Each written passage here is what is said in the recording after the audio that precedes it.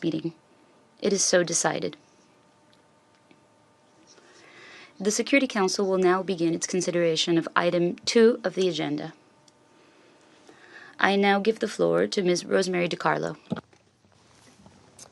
Mr. President, the war in Ukraine is deadlier today than at any point since the start of the Russian Federation's full-scale invasion in 2022. Each succeeding year of the war has recorded more civilians killed than the previous one. Meanwhile, across the broader region, concerns continue to grow about the risk of further escalation. Appallingly, the last few months have seen some of the most extensive aerial attacks of the war. On 1 June, hours after the last council briefing on Ukraine, convened after a drone struck a city in Romania, the Russian Federation launched one of its biggest missile and drone bombardments across Ukraine, destroying homes, medical facilities, energy infrastructure, and other critical civilian objects. Kyiv was heavily hit. According to local authorities, 7 people were killed and 89 injured. More than 41,000 residents sought shelter overnight in underground metro stations. In Dnipro, missile strikes reportedly hit a residential area, killing 16 people and injuring 42 others. 2 children, aged 2 and 8, were among those killed. Civilian casualties and extensive damage were also reported in Kharkiv, Poltava, Sumy, Zaporizhia, and Chernihiv regions. The massive barrage came just over a week after some 90 Russian long-range missiles and 600 drones rained down on Ukraine, killing and wounding dozens, and, according to UNESCO, damaging more than 30 cultural sites. Diplomatic and United Nations premises were also impacted in that attack. Since our briefing, deadly incidents have also been reported in areas currently under the control of the Russian Federation. On 3 June, 8 people were reportedly killed when a drone struck a passenger bus in the part of Donetsk region currently under the occupation of the Russian Federation. This was reported by Russian occupying authorities. On 4 June, in occupied Crimea, 3 people were reportedly killed in a drone strike. In a separate incident, 1 person was reportedly killed when a drone struck a commuter train on its way to Kerch, according to Russian occupying authorities. Meanwhile, inside the Russian Federation, a Ukrainian drone attack caused damage in St. Petersburg on 3 June. St. Petersburg was reportedly struck again on 6 June. We continue to see reports of strikes causing civilian casualties and damage to civilian infrastructure in Russian regions bordering Ukraine. Mr. President, the United Nations is not in a position to verify these reports. But what is evident to all, though, is that the conflict is intensifying. Ukraine continues to improve its ability to hurt Russia's logistics efforts, while Russian forces exploit their considerable capacity to launch long-range missile and drone attacks throughout Ukrainian territory. There is no sign of a let-up. Mr. President, while the Office of the High Commissioner for Human Rights is still verifying numbers, preliminary data indicate that civilian casualties in May exceeded those recorded in April. Since the start of the Russian Federation's full-scale invasion, OHCHR has verified that 15,850 civilians, including 791 children, have been killed in Ukraine. 44,809 more, including 2,752 children, have been injured.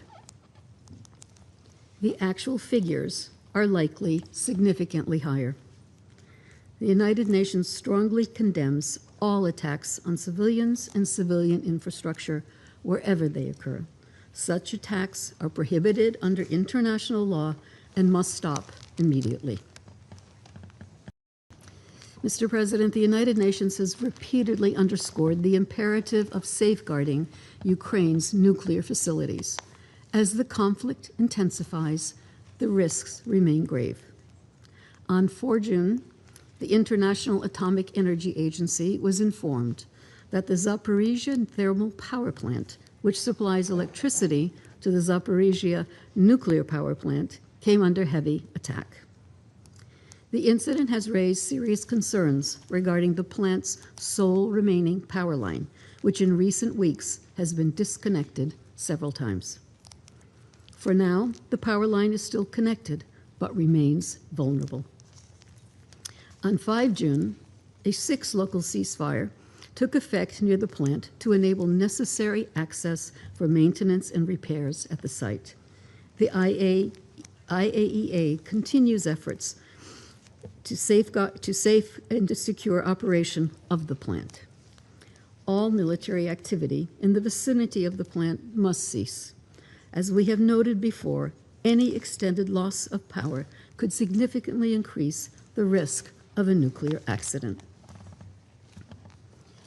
Mr. President, we welcome the most recent exchange of prisoners of war between Ukraine and the Russian Federation in 5 June, involving 185 prisoners from each side, including 1 Ukrainian civilian. We commend the efforts of the United Arab Emirates in facilitating this exchange and encourage further measures of this nature. We also urge further steps toward the immediate return of all deported and forcibly transferred Ukrainian children. Such efforts must be prioritized and pursued in the best interest of the child and the preservation of family unity, wherever possible. And finally, Mr. President, when addressing this Council on 28 May, the Secretary General warned about the war entering a new, dangerous phase. He made an urgent appeal for immediate de-escalation. We are now in that dangerous phase, and further escalation looms. The parties must return to the path of diplomacy. It is not too late to re-engage in dialogue and negotiations in good faith. The long-term security and stability of Europe depend on concerted and inclusive diplomatic efforts to end this war. As a matter of priority, I reiterate the Secretary General's call for an immediate, full, and unconditional ceasefire. Such a ceasefire would save lives, alleviate suffering, and create the space necessary for diplomatic efforts toward a just, lasting, and comprehensive peace. As we have stressed before, the peace must be consistent with the Charter of the United Nations, international law, and relevant UN resolutions. We remain committed to supporting all efforts to this important objective. Thank you, Mr. President. I thank Ms. DiCarlo for her briefing. I now give the floor to Mr. Indrika Ratwat.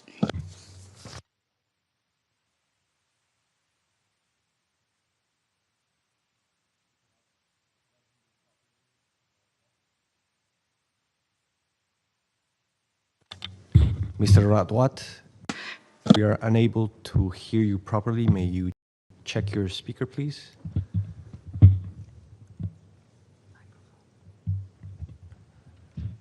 Apparently you are muted.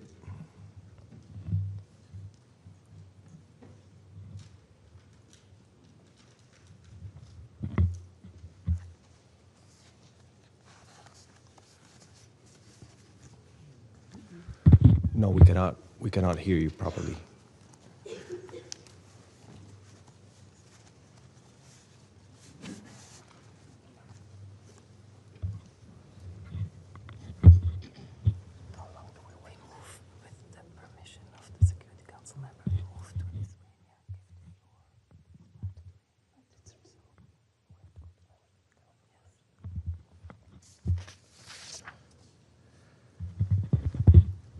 With the permission of the members of the council, we'll get back to Mr. Ratwat later on, but we're going to continue business. I'll give the floor. Doy ahora la palabra. I now give the floor to those council members who wish to make statements.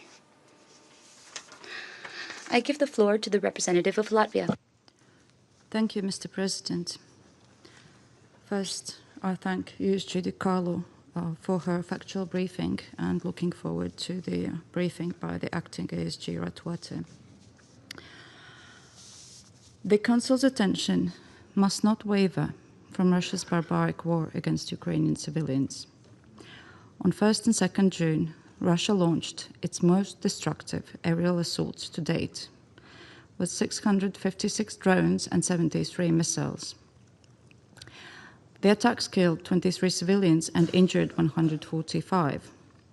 In Kyiv alone, 11 education and 5 medical facilities were damaged. Just yesterday, a Russian drone struck the central spent nuclear fuel storage facility in the Chernobyl exclusion zone. We were a few hundred meters away from a highly dangerous disaster. The evidence is overwhelming. Every verified statistic and every UN report shows a continued escalation of Russia's attacks against Ukrainian civilians. In the first quarter of 2026, Ukraine has seen 190 attacks on healthcare facilities, including maternity hospitals. Over 200 educational institutions have been damaged or destroyed. Child casualties increased by a horrifying 49%. Statistics for May will be even worse. Early reporting indicates that May was the deadliest month for civilians since April 2022. Among the so-called Russia's legitimate targets were grieving families attending a funeral in Sumy. Last week, Russian armed and security forces were listed by the UN for the systemic use of conflict-related sexual violence against prisoners of war and civilian detainees. Office of the UN High Commissioner for Human Rights has previously reported that 98.9% of freed detainees disclosed being tortured while in Russian custody. 63% of them multiple times. Mr. President, we are calling meeting after meeting in an effort to bring a permanent member of the UN Security Council to its senses. And every time we deliver the same stark message. Russia, stop killing civilians and humanitarian workers.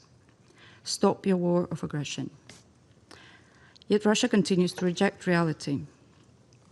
Despite Russia's over 1.37 million military casualties since the start of the invasion, averaging roughly 35,000 a month in 2025, Russia refuses to accept the failure of the war it started and is increasingly resorting to illicit recruitment, manipulation and coercion of individuals from Africa, the Americas and Asia to send them to the front lines.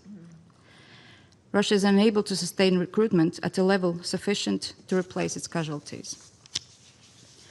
Russia's war economy is systematically degrading. Inflation is vastly underreported. Banking crisis is looming. The current budget shortfall already, at this point, is at 150% of what the Russian Ministry of Finance had forecast for the entire year. Private businesses are now also expected to directly finance the war efforts, and things will only get worse for Russia. Ukraine is growing stronger, and it has the innovation edge. Ukraine has become a security provider for Europe and for partners in the Gulf. Ukraine is succeeding in liberating territory. When will Russia understand that this war of aggression is going nowhere? Mr. President, no one wants peace more than Ukraine. In the last few days, the President of Ukraine has publicly and officially reiterated his call for a ceasefire and talks. His letter was derided and rejected by the President of Russia. This reconfirms publicly what we already know. Russia does not want to talk. It doesn't want a ceasefire, no peace. And Russia is the sole obstacle to peace. Latvia supports the principles and the way forward as stated by the leaders of France, the United Kingdom and Germany on June 7, yesterday. and our support for Ukraine's sovereignty, territorial integrity, and political independence remains ironclad. Russia started this war. Russia can end it by stopping its attacks on civilians, withdrawing its forces, and leaving Ukraine's sovereign territory. Enough is enough. The time for the ceasefire is now. Thank you. Agradezco. I thank the delegation of Latvia for their statement, and with the understanding of other members of the council, we will try again with Mr. Radwat. Please go ahead.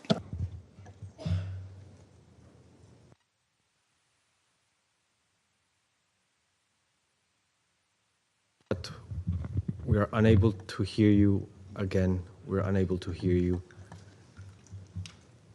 So we're gonna... Can you hear us? Now we do. Please go ahead. Thank you. Yes.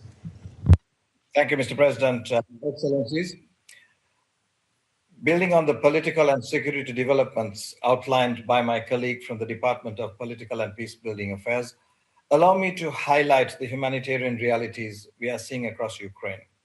The past week has brought another surge in civilian casualties and suffering. Between last Friday and the early hours of today, at least 30 civilians were reported killed and over 200 injured across Ukraine. Civilians, including families and children, have been killed in their homes, injured on their way to work, and cut off from essential services. The scale and intensity of the attacks on major centers is increasing. Strikes have hit cities, including Dnipro, Kiev, bringing the war further into populated urban areas. Communities are still grappling with the consequences of the 2nd June attack on Kiev, one of the most significant attacks on the capital since February 2022. Hospitals, schools, humanitarian personnel and premises, including a UN office in Kiev, were impacted. Along the front line, attacks continue to kill and injure civilians, damage homes and essential civilian infrastructure, and force families to make impossible choices. Stay and risk your life or leave everything behind. We are also concerned by reports of civilian casualties in the occupied territories of Ukraine.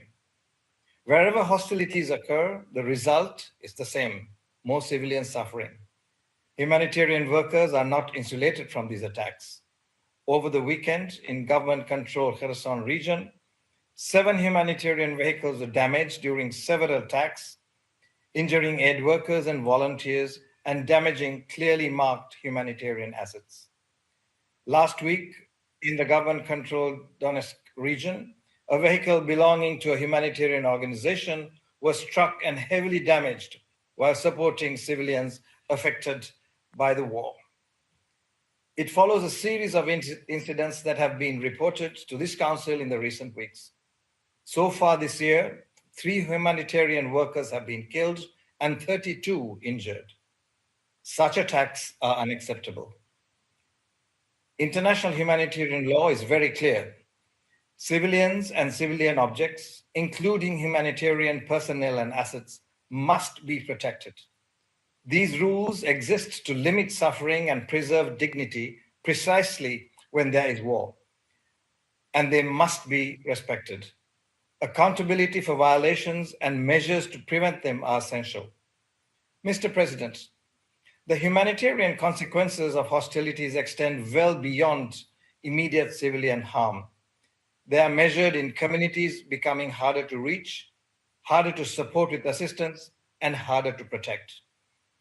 When humanitarian operations are interrupted and impeded, supplies don't get through, life-saving services are suspended, humanitarian evacuations come to a halt, and civilians lose a lifeline. The impact is immediate and the consequences can be deadly. Mr. President, in frontline areas, our humanitarian partners continue to evacuate civilians who wish to leave and to deliver essential assistance, but our ability to do so is shrinking. Hostilities, including the growing use of armed drones, create a daily dilemma: how to remain present where needs are greatest while keeping humanitarian personnel and assets safe. If humanitarians stay away, some communities become progressively more isolated, cut off from medical care, protection services, humanitarian assistance, and evacuation support precisely when they need them the most. Mr. President, international humanitarian law is unequivocal in demanding the protection of civilians and the facilitation of rapid, unimpeded humanitarian relief for civilians in need wherever they are. In line with this, our own offer remains unchanged. OCHA is ready to work discreetly with both parties on practical humanitarian arrangements that help civilians who are trapped along the front lines receive aid and voluntarily move to safer areas. Time is of the essence to reduce suffering and improve humanitarian access. Mr. President, Ukraine remains one of the world's largest humanitarian crises. Today, 10.8 million people require humanitarian assistance. Yet, we have received less than half the funding needed to reach them. We recognize the enormous pressures on humanitarian budgets as crises continue to emerge and deepen around the world. But the needs in Ukraine have not diminished.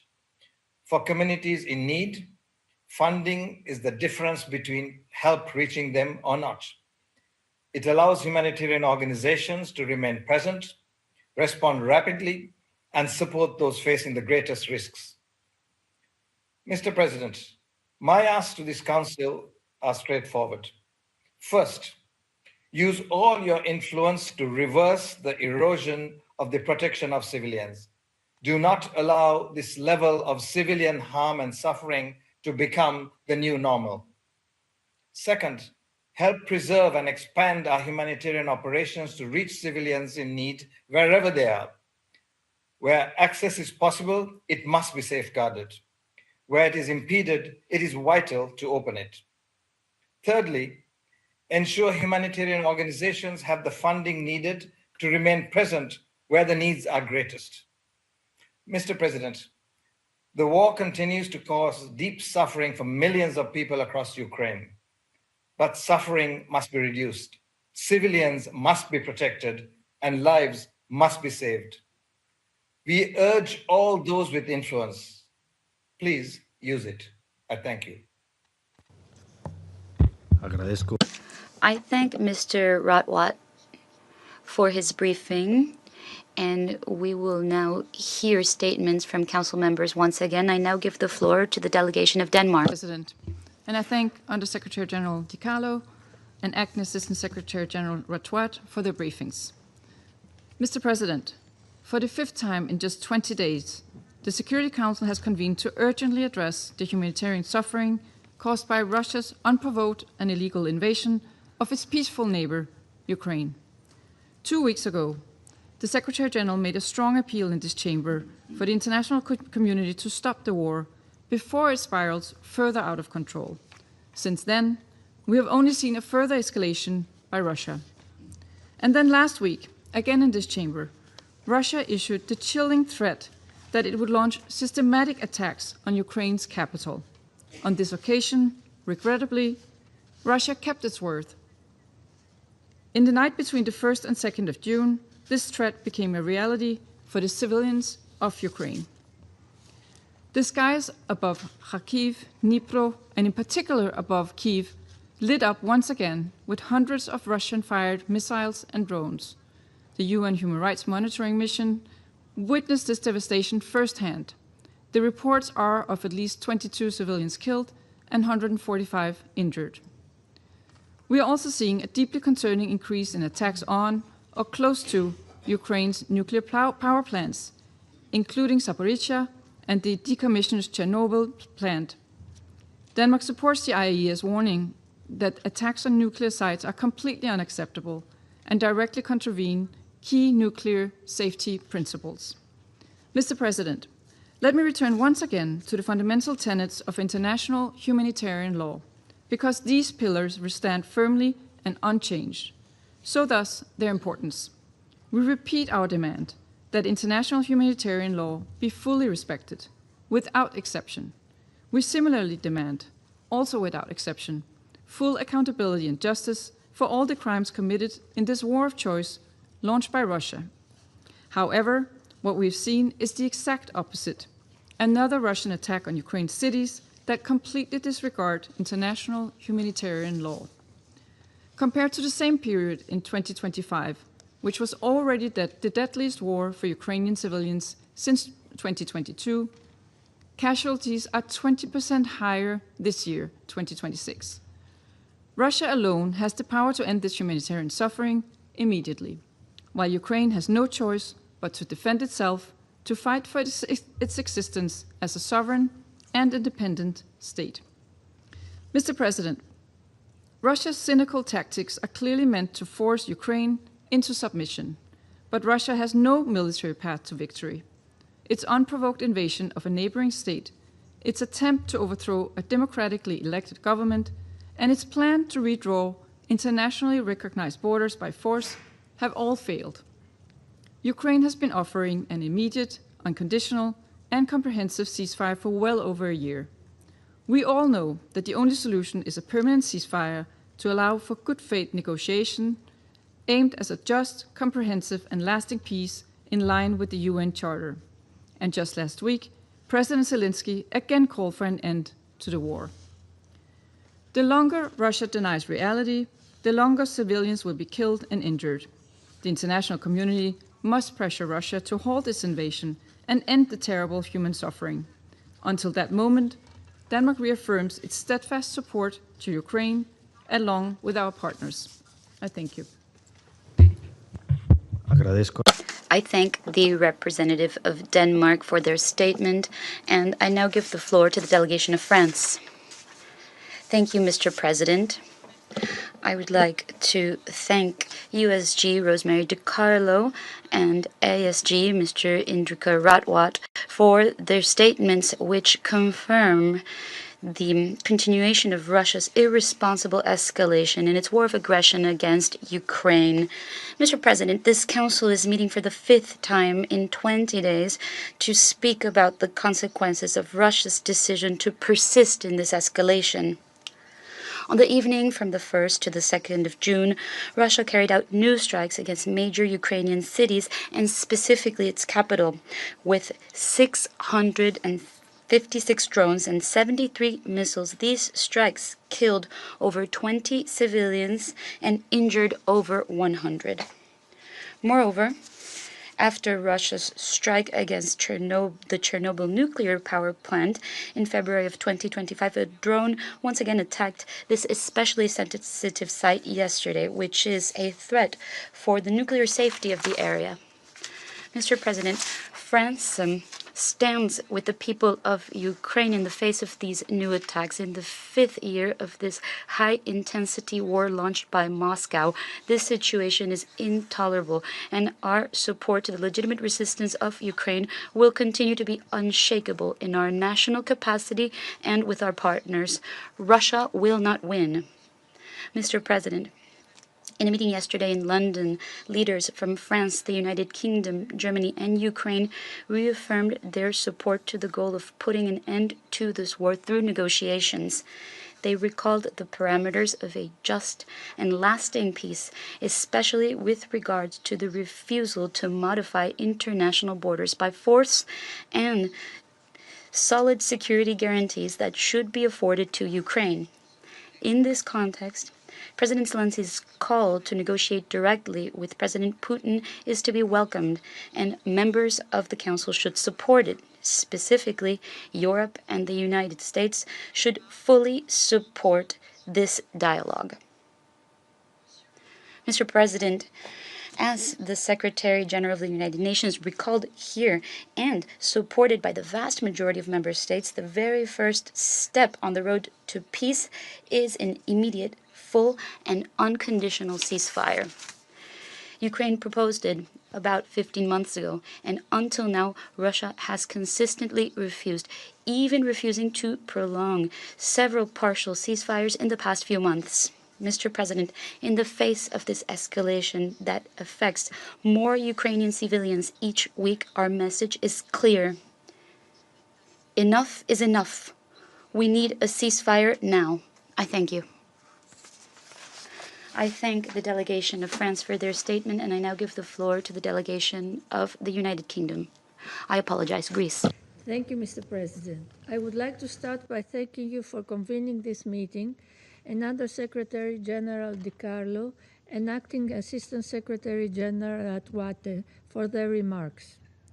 Mr. President, we are meeting for the 5th time in less than 3 weeks, noted by other speakers also. Following another wave of massive aerial attacks Russia launched against Kiev and Dnipro, and other peaceful urban centers across Ukraine, such as Zaporizhia, Sumy, Chernihiv, Poltava, and Kharkiv, destroying or damaging homes, businesses, healthcare, and educational facilities. As announced this afternoon, a new wave of attacks across Ukraine since Friday caused scores of deaths and injuries among civilians, affecting also international organizations, particularly in Kherson. We are witnessing the continuation of this pattern of escalation of hostilities against civilians. Russia itself has repeatedly prepared us for the consistent and systematic nature of these attacks. The human toll is by now well documented. We deplore that. Once more, children, the most vulnerable group and in need of specific protection, are among the casualties. We also note the severe nature of these attacks, including double-tap strikes, which cause casualties also among emergency workers. International humanitarian law is built upon the foundational principles of distinction, proportionality, precaution, and military necessity, which prohibit attacks against civilians and civilian infrastructure. We condemn their blatant violation, and we stress that parties to a conflict must take all feasible precautions to protect the civilian population and civilian objects under their control. We are also deeply concerned about latest incidents affecting nuclear safety, such as the strike against storage facility for spent nuclear fuel near Ukraine's Chernobyl power plant. Mr. President, the emerging message from this vicious circle of violence is now clearer than ever. Russia must cease its aggression immediately and agree to a full, comprehensive, and sustainable ceasefire that will be based on international law, the UN Charter, as well as on credible and robust security arrangements. That will preclude the recurrence of war and ensure an independent, democratic, and sovereign future for Ukraine. The choice has been available since the launch of the US-led peace efforts last year, the bilateral engagement between Ukraine and Russia, and Ukraine's own agreement to a ceasefire. We call on Russia to finally make it. In conclusion, Mr. President, the only way forward is not through escalation and explicit or implicit threats to expand the war to the wider region. That risk further destabilization and a spillover effect of violence that could spiral out of control, but through more dialogue and diplomacy. Negotiations must be based on full respect of international law and the principles of sovereignty, independence, and territorial integrity of all states. I thank you. I thank the delegation of Greece for their statement. And I give the floor to the delegation of the United Kingdom. Thank you, President. And thank you to the briefers who have outlined the devastation caused by Russia's latest attacks. Attacks which Russia threatened in this very chamber. In the assault on the 1st and 2nd June, Russia launched 656 drones and 73 missiles across Ukraine, including a record total of 41 ballistic and hypersonic missiles.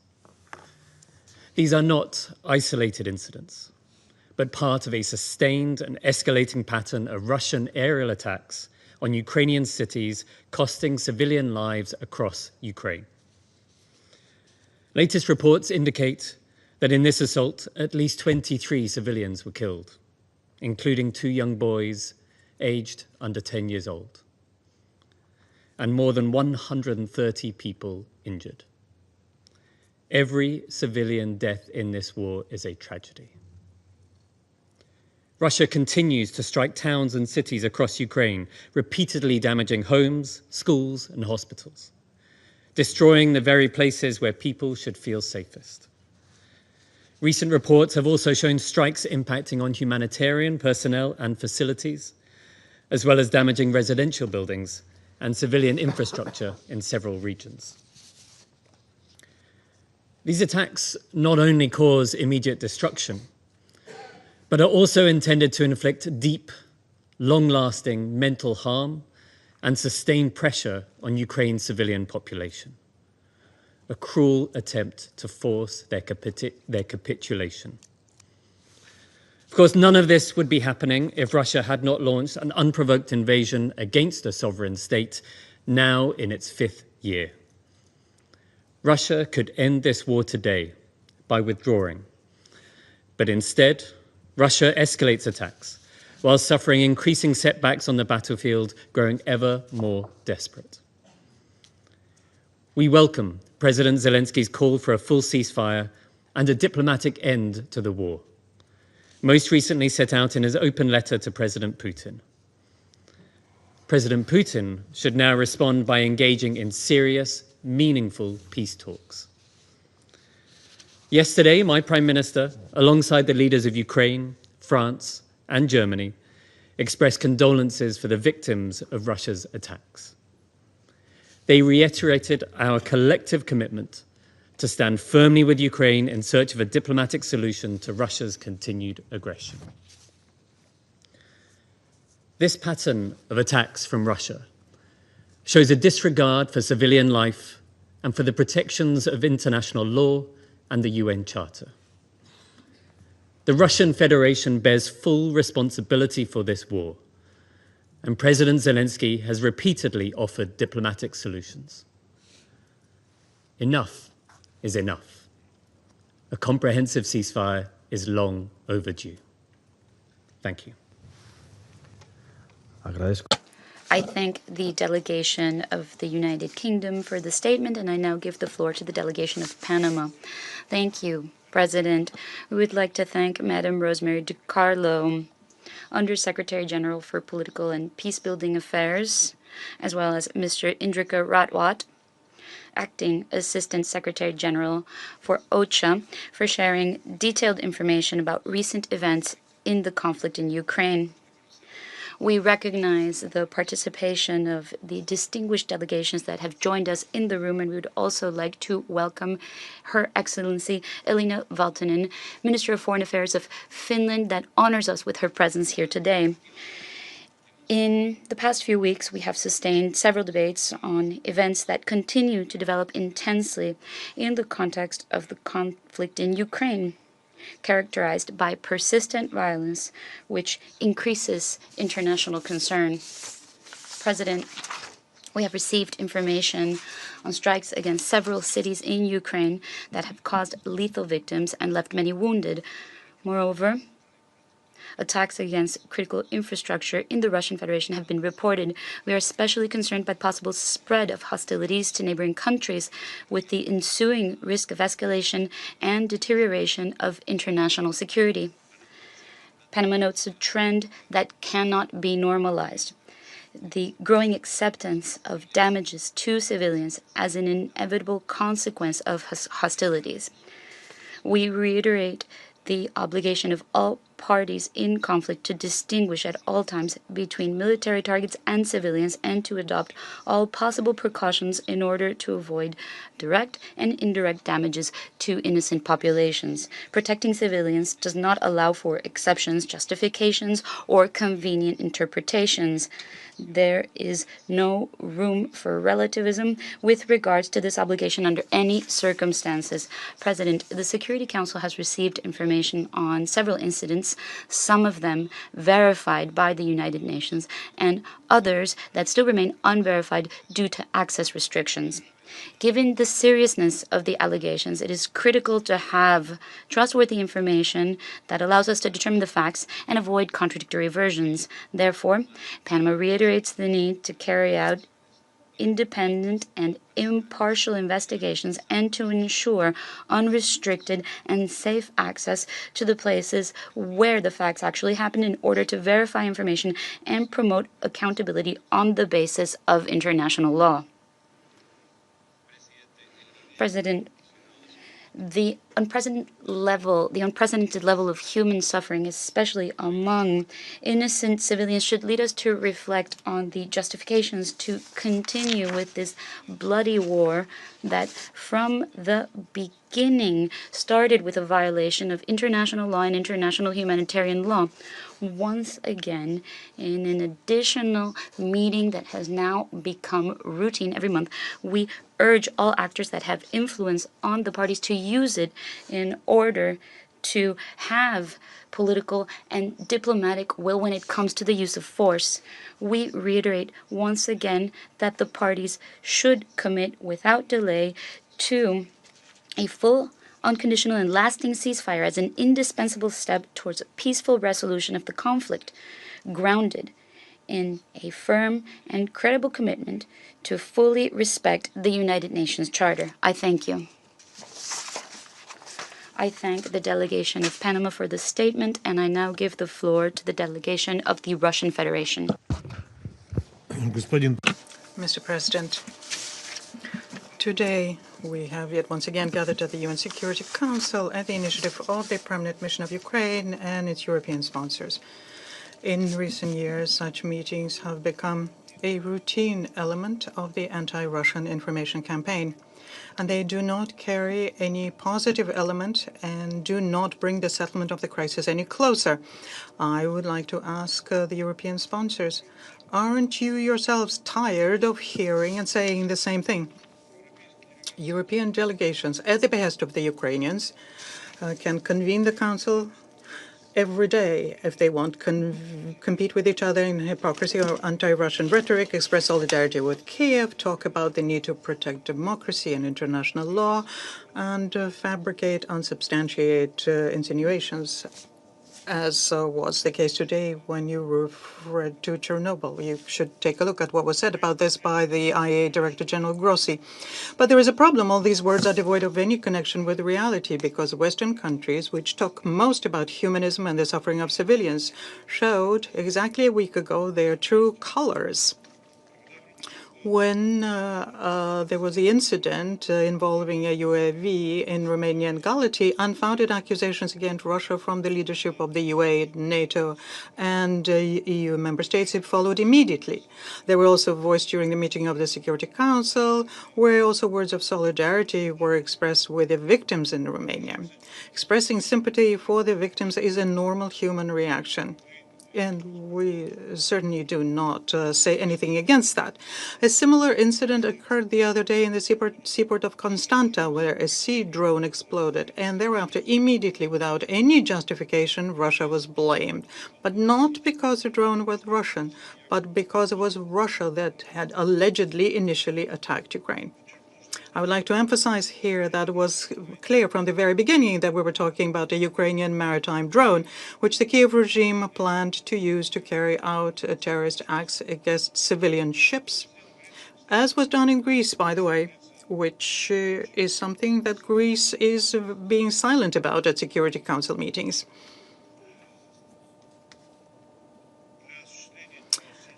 So, to carry out terrorist acts against civilian ships and threaten the safety of navigation in the Black Sea. So, where there is a request for an extraordinary meeting of the Security Council in the wake of that, where are the fiery speeches from the Romanian foreign minister? All we hear is silence. And where are all these European champions of international humanitarian law? Where were they just a few weeks ago when the Zelensky regime in cold blood killed 21 students and injured more than 40 others in a terrorist drone strike on the academic building and dormitory of a college in Starobelsk? The lives of very young girls and boys was cut short in an instant. Even after information about the tragedy spread around the world, the self-proclaimed beacons of democracy continued to defend and shield the Kiev junta. They could not squeeze out even elementary words of sympathy for the families of the victims. And this is not even double standards, but rather a system of politically selecting human sufferings. Some victims are declared worthy of sympathy. Others are deliberately removed from the information space when the goal is to whitewash the Zelensky regime and blacken Russia. As we expected, the Kiev regime did not stop there and committed another bloody crime. On the 3rd of June, in the center of the Yenakievo urban district in the Donetsk People's Republic, a regular passenger bus, Moscow-Simferopol, was fired upon. Its interior burnt out completely. 7 people were killed and 11, including 1 child, were injured.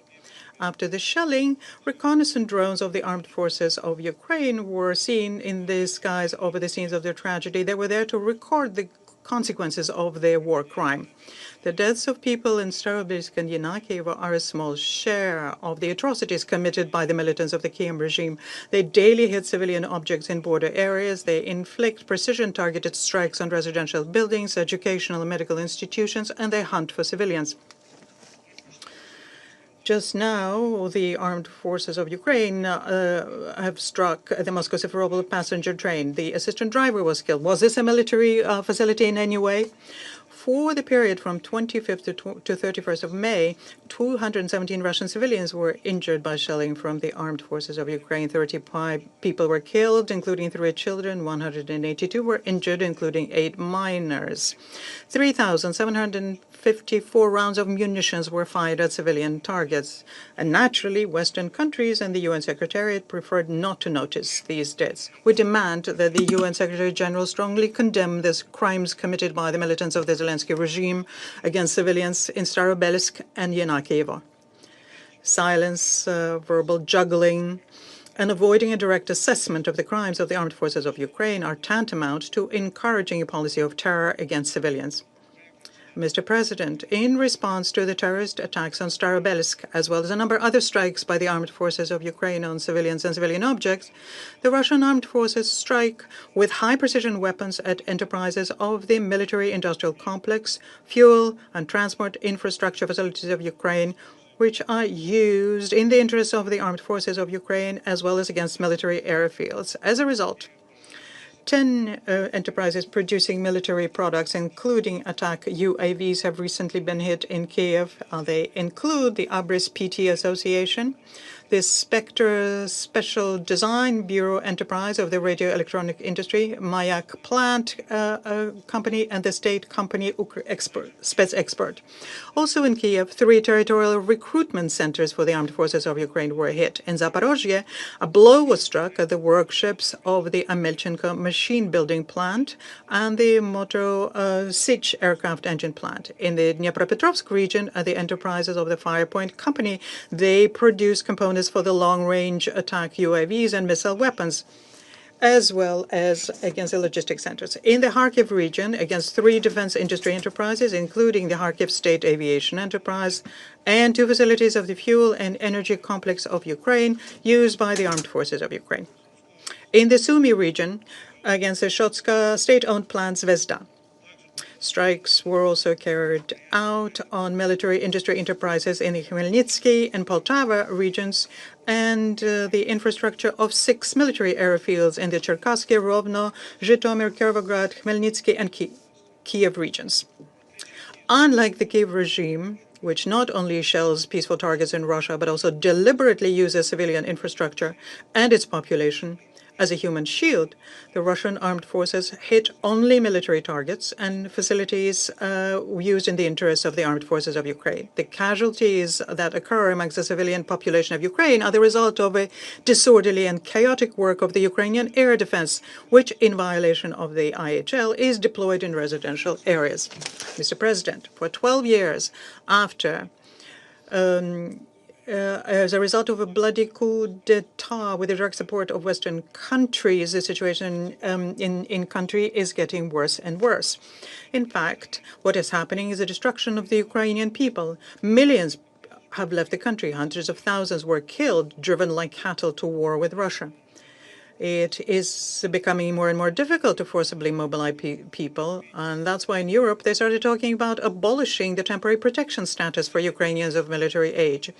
Through Zelensky's efforts, a multi-million country has been turned into expendable material in the senseless crusade of Western Russophobic elites against Russia. In Ukraine, there have always been many politicians who, maneuvering between the West and Russia, tried to sit on two chairs at the same time. However, the bet was made on Zelensky, apparently because he was ready to exchange the future of his country for handouts from Westerners in the form of material benefits for himself and his entourage. And the corruption scandals of recent months have revealed that. Did you not ask yourselves why this was not followed for a clear reaction from Western countries? The answer here is simple. Western countries are ready to pay this price, to personally enrich Zelensky and his henchmen, just so that he doesn't stop the war. But at the same time, it must be understood that the so-called collective West, which finances the Ukrainian regime, bears no less and perhaps even more responsibility for everything that's happening. Representatives of Great Britain are particularly cynical and hypocritical, who diligently present themselves as the main benefactors of the Ukrainian people, demanding that Russia withdraw its troops. They are not at all concerned about the scale of reprisals that the Ukrainian neo-Nazis would commit against the local population immediately after our departure, primarily against the hated Russians and the so-called collaborationists. At UN Security Council meeting on the UAV crash in Romania on June, the British representative said, and I quote, "Russia bears full responsibility for this escalation and for the growing threats to regional and Euro-Atlantic security. This incident is a direct result of Russia's illegal full-scale invasion of Ukraine, which has caused the deaths of over 15,000 civilians since February 2022. In this regard, it's especially important to remind yet once again of an episode that is very eloquently shows the shameful role that London has played and continues to play in prolonging the conflict in Ukraine. In April 2022, the notorious Boris Johnson, then the Prime Minister of the United Kingdom, rushed headlong to Kiev to prevent Russia and Ukraine from signing the peace agreement, which had already been initialed in Istanbul. In this regard, I would like to ask a representative of the United Kingdom, so who is to be responsible for the death of 15,000 civilians, and at whose hands is the blood of tens of thousands of wounded and maimed Ukrainians?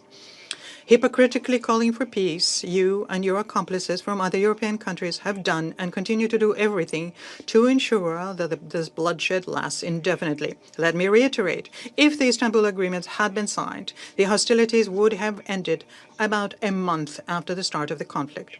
There would not have been so many dead and wounded.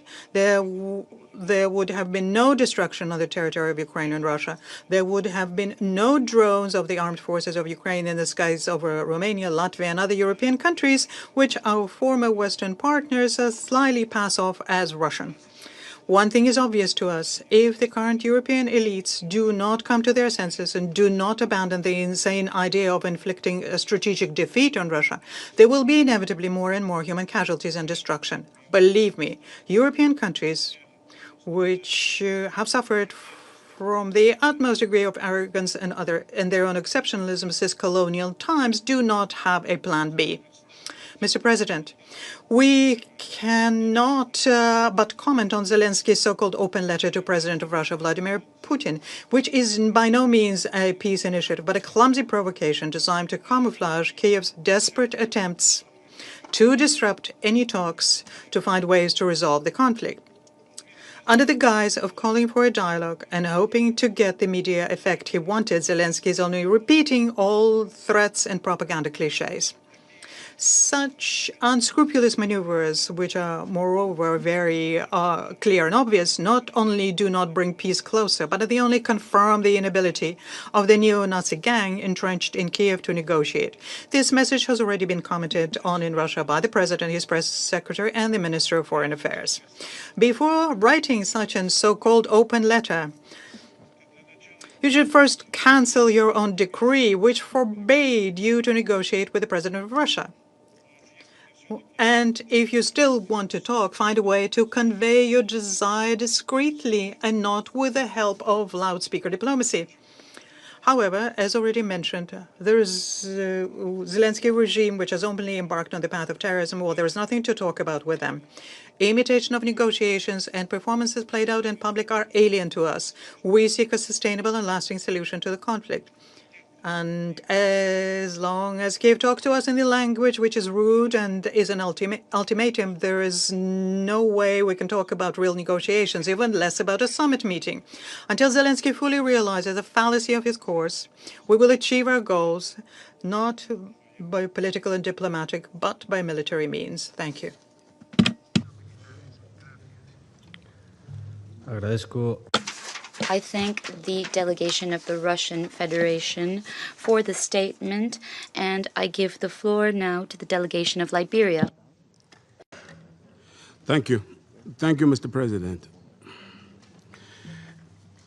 I thank the Undersecretary General and the Acting Assistant Secretary General for their updates. As we just heard, amid renewed intensification, we meet again as the war in Ukraine continues to exact a grave human and material toll, with serious consequences for international peace and security. We have been briefed that diplomatic premises and civilian infrastructure are increasingly being targeted. As this conflict endures, this Council must not allow either the suffering of civilians or the wider implications of this war to be treated as routine. We join the Secretary General, therefore, in strong condemnation of the intensification of this war. Liberia approaches this matter with a clear understanding of the lasting human, social, and institutional consequences of protracted conflict. Our own history reminds us that when war is prolonged, the effects extend far beyond the battlefield and are felt across generations.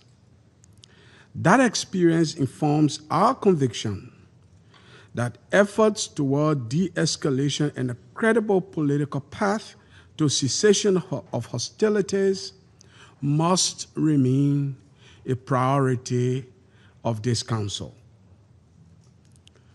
Mr. President, three hard realities astound our present meeting.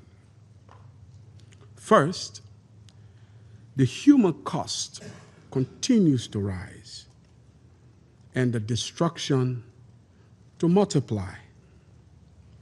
The Office of the High Commissioner for Human Rights has verified 15,850 civilians killed and 44,809 injured in Ukraine as of 30th April 2026, while making clear, as we just heard, that the actual figures are likely much higher. These are not just abstract numbers. They reflect lives lost, families shattered, and communities living under constant fear and sustained trauma. Second, the destruction of civilian and economic infrastructure has become a major long-term threat to stability and recovery. The Joint Rapid Damage and Needs Assessment issued by the World Bank, the United Nations, the European Commission, and the government of Ukraine estimates direct damage at over $195 billion over the next decade.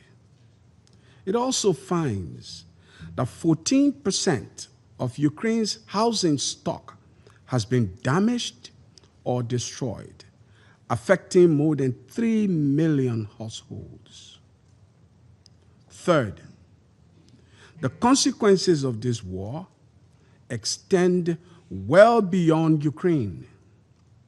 Its effects on food security, energy markets, development financing, and international stability continue to be felt acutely, including across Africa and the wider developing world. These wider repercussions remain part, if not the most important part, of this Council's responsibility and purpose for its existence. Mr. President, many have said, and it is worth repeating, there can be no military solution to this conflict. Liberia, therefore, calls for renewed commitment to political and diplomatic efforts to alleviate the human suffering, reduce the risk of further escalation, and help create the conditions for a just and lasting peace. As the Undersecretary General pointed out, it is not too late to pause and pull back from what has been described aptly by the Secretary General as a dangerous phase in this war. In this regard, all sides must recommit to the Charter of the United Nations and to its core principles, including respect for sovereignty, territorial integrity, and the peaceful settlement of disputes. This is a responsibility we owe not only to our respective countries and regions, but to the wider international community. In closing, Mr. President, the Council's responsibility is not only to remain seized of this matter and conduct monthly briefings, but also to support efforts to end the war and advance the prospect for peace. Liberia reiterates its support for efforts toward de-escalation, cessation of hostilities, meaningful diplomacy, and a just and lasting peace in accordance with the Charter of the United Nations and strict obedience to international law. I thank you. I thank the delegation of Liberia for the statement, and I give the floor to the representative of Bahrain. سيد الرئيس Mr. President, at the outset, I would like to thank Ms. Rosemary DiCarlo, Undersecretary General for Political and Peacebuilding Affairs, and Mr. Ratwat, Acting Assistant Secretary General for Humanitarian Affairs and Deputy Emergency Relief Coordinator, for their valuable briefings. I also welcome Her Excellency Ms. Elina Valtonen, Ministry of Foreign Affairs of Finland, and all the participants in today's session. Mr. President, this meeting is the fifth within 3 weeks to address the ongoing escalation in the Russia-Ukraine war, which underscores the urgent need to reach, as soon as possible, an immediate and lasting ceasefire and a comprehensive and sustainable diplomatic solution, and the need to engage in negotiations in good faith and with genuine political will to halt acts of violence, thereby contributing to strengthening security and stability in the European continent. In this context, the Kingdom of Bahrain expresses its concern over the escalation of violence and the intensification of military attacks in the Russia-Ukraine war, which have resulted in civilian casualties, including children, further aggravating the humanitarian suffering and deepening the consequences of this conflict. Mr. President, the Kingdom of Bahrain renews the Secretary General's urgent call for an immediate de-escalation, leading to a complete, immediate, and unconditional ceasefire. In this regard, the Kingdom of Bahrain emphasizes the importance of resuming talks between the United States of America, the Russian Federation, and Ukraine in a spirit of responsibility and serious political will. Building on the existing diplomatic momentum and efforts aimed at achieving a ceasefire and creating appropriate conditions for a sustainable political settlement of this conflict. The Kingdom of Bahrain also welcomes the success of mediation efforts undertaken by the United Arab Emirates between the Russian Federation and Ukraine, which resulted in a new prisoner exchange involving 370 detainees from both sides. The Kingdom of Bahrain supports all regional and international initiatives aimed at ending the war and alleviating its humanitarian consequences. Mr. President, the Kingdom of Bahrain stresses the need to ensure full protection for civilians and shield them from the effects of military operations, and the need to refrain from targeting civilian objects, infrastructure, and diplomatic premises. Such protection is guaranteed under international law and international humanitarian law and must be respected and adhered to under all circumstances. The Kingdom of Bahrain also expresses its deep concern over the increasing use of drones and ballistic missiles, targeting civilian and vital infrastructure, including residential buildings, educational institutions, energy facilities, and transportation and communication networks. This threat is not limited to the Russia-Ukraine war, but extends to other regions, including the Arabian Gulf, where critical civilian infrastructure has been and continues to be targeted by Iranian drones, most recently against the Kingdom of Bahrain and the sisterly state of Kuwait, which was condemned by the Security Council in its resolution 2817. In conclusion, Mr. President, the Kingdom of Bahrain reiterates its support for all efforts aimed at achieving a comprehensive, just, and sustainable solution that ends this devastating war and contributes to consolidating security and stability in Europe in accordance with relevant Security Council resolutions and the UN Charter, and in a manner that strengthens international peace and security. Thank you, President.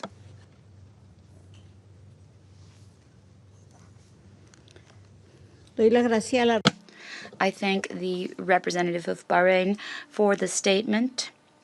And now I give the floor to Somalia. Thank you, Madam President. At the outset, we thank USG Dicalo and OCHA acting ASG Ratwat for their comprehensive preference. As we gather here today, our delegation remains deeply concerned by the ongoing hostilities and the continued deterioration of both the humanitarian and security conditions in Ukraine. Current developments demonstrate that the longer this conflict continues, the longer human suffering is prolonged and the prospects for sustainable peace are diminished. We are concerned by the continuous escalation of military actions affecting civilian and critical infrastructure. Madam President, the protection of civilians and civilian infrastructure, including the preservation of schools, hospitals, and homes, are non-negotiable obligations enshrined in international humanitarian law. In this regard, we call on all parties to adhere to their obligations under international law and international humanitarian law. My delegation notes the recent positive humanitarian milestone achieved through dialogue, specifically the successful prisoners exchange on June 5th. This progress serves as a vital reminder that communication channels must remain open to alleviate human suffering. We reiterate that all parties must prioritize de-escalation, exercise utmost restraint, and commit to an immediate and comprehensive ceasefire. My delegation remains convinced that there is no military solution to this protracted conflict. Dialogue and diplomacy remain the sole viable means to bring this crisis to an end. A durable and just resolution must address the underlying root causes of the conflict and be fully consistent with the purposes and principles of the United Nations Charter. Lasting peace will require compromise, confidence-building measures, and a shared vision of common and sustainable security. In closing, Madam President, my delegation reaffirms its unwavering support for all diplomatic efforts aimed at achieving a resolution that restores peace, security, and stability. I thank you.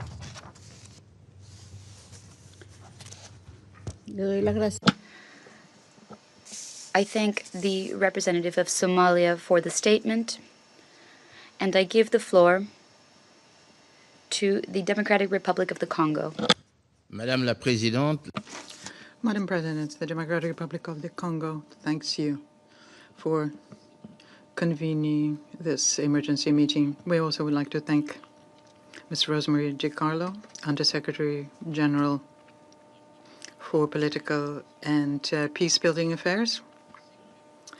We also thank Mr. Indrika Ratwate, Acting Assistant Secretary General for Humanitarian Affairs. We thank them for their comprehensive briefings. In the straight line of a correspondence sent to the Security Council these recent weeks, the last letter describes a worrying intensification of military operations, an escalation that the Democratic Republic of the Congo has been regretting ceaselessly.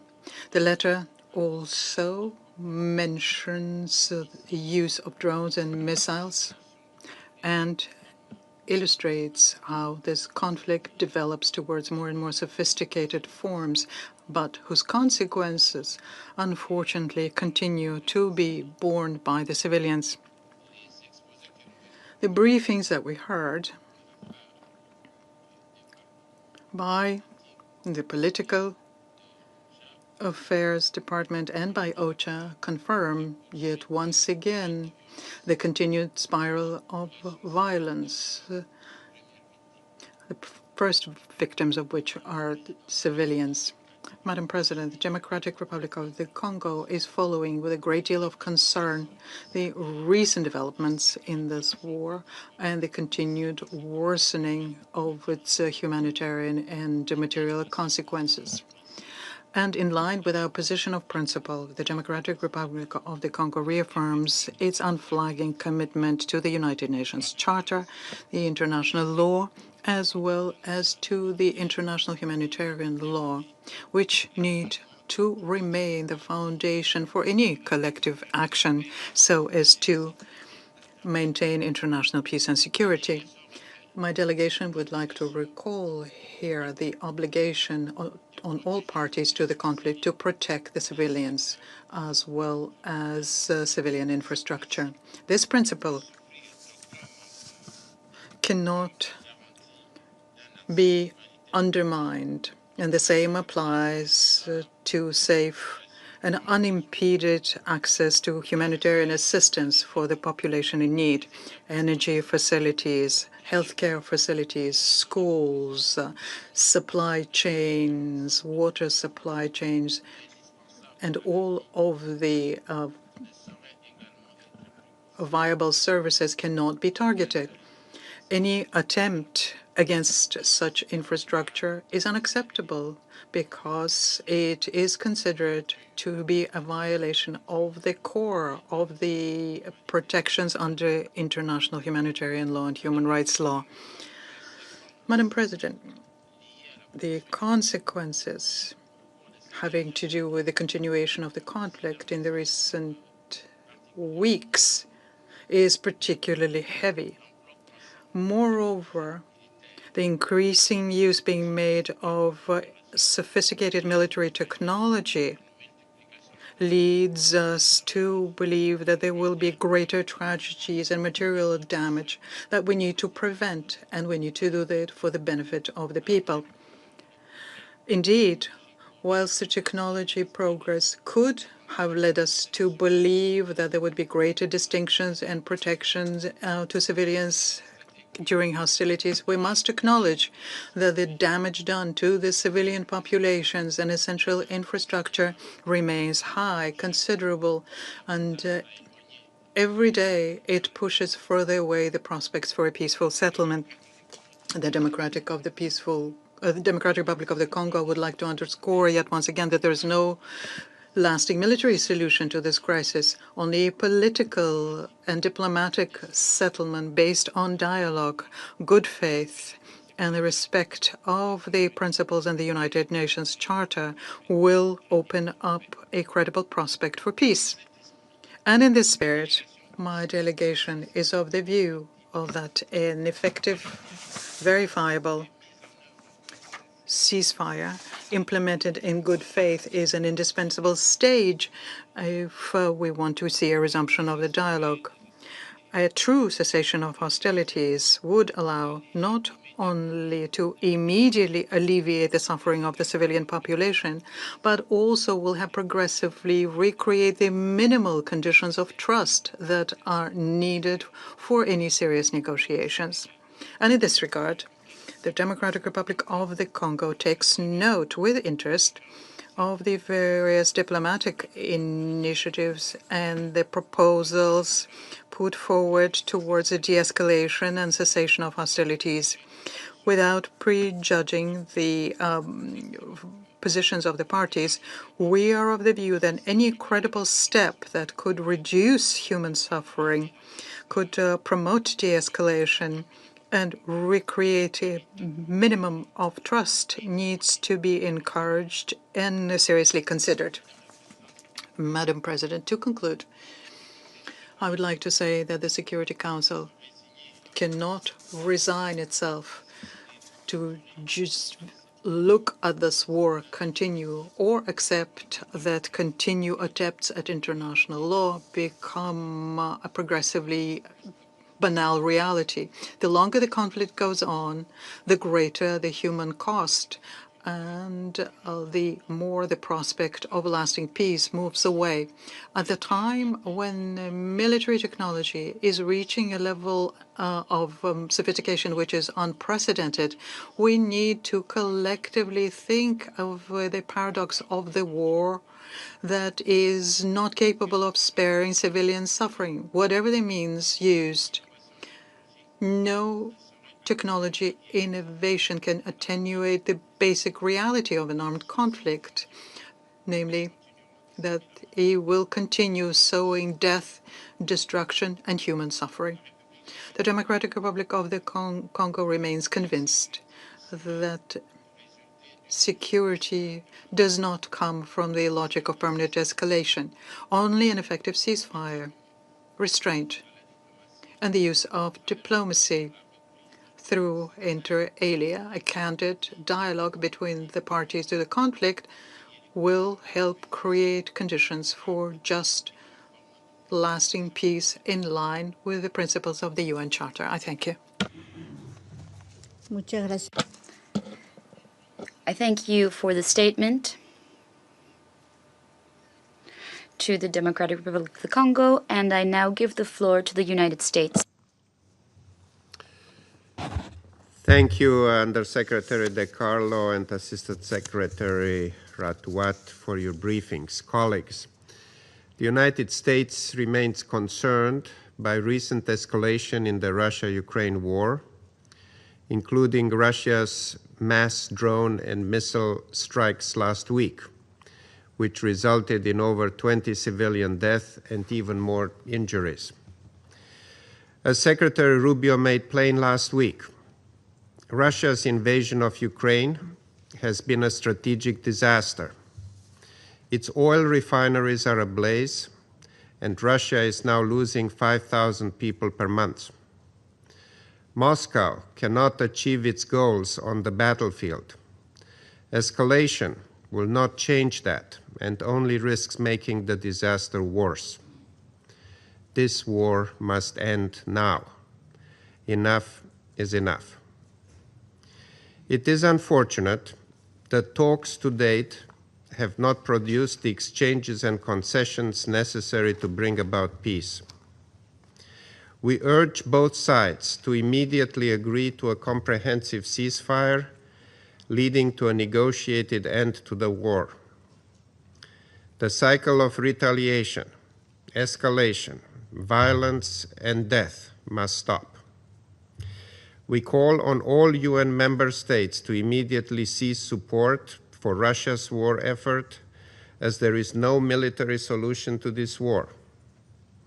That includes Iran, which has supplied UAVs to Russia for use in Ukraine, and Cuba, which is prolonging the war by allowing thousands of mercenaries to fight on Russia's behalf. This war can only end with a negotiated settlement. The United States remains ready as ever, as we have repeatedly told both sides, to facilitate a durable end to this war. I thank you.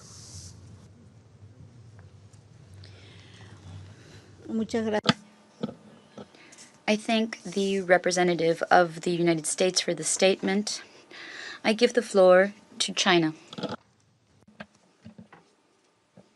President, I thank USG DeCarlo and Acting ASG Ratwat for the briefings.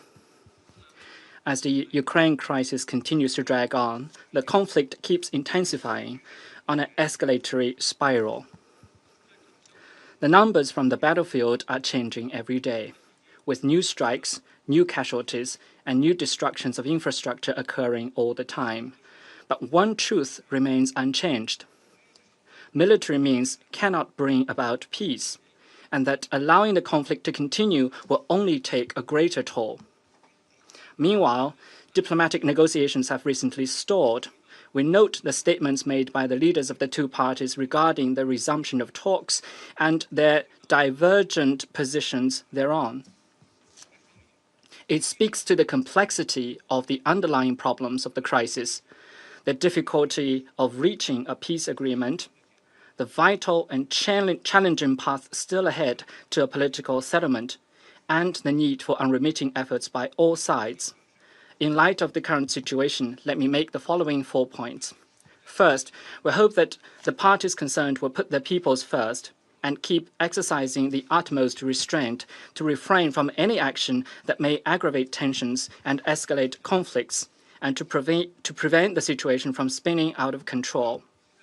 Second, we hope that all relevant sides will keep demonstrating patience, good faith, and flexibility, resume peace talks as soon as possible, and address the reasonable security concerns of one another with a view to reaching a comprehensive, lasting, and binding peace agreement. Third, we hope that countries in the region and the international community at large will amplify the voice of reason calling for the cessation of hostilities and talks for peace, and engage in greater diplomatic efforts to build trust and mediate a settlement, instead of fanning the flames or adding fuel to the fire.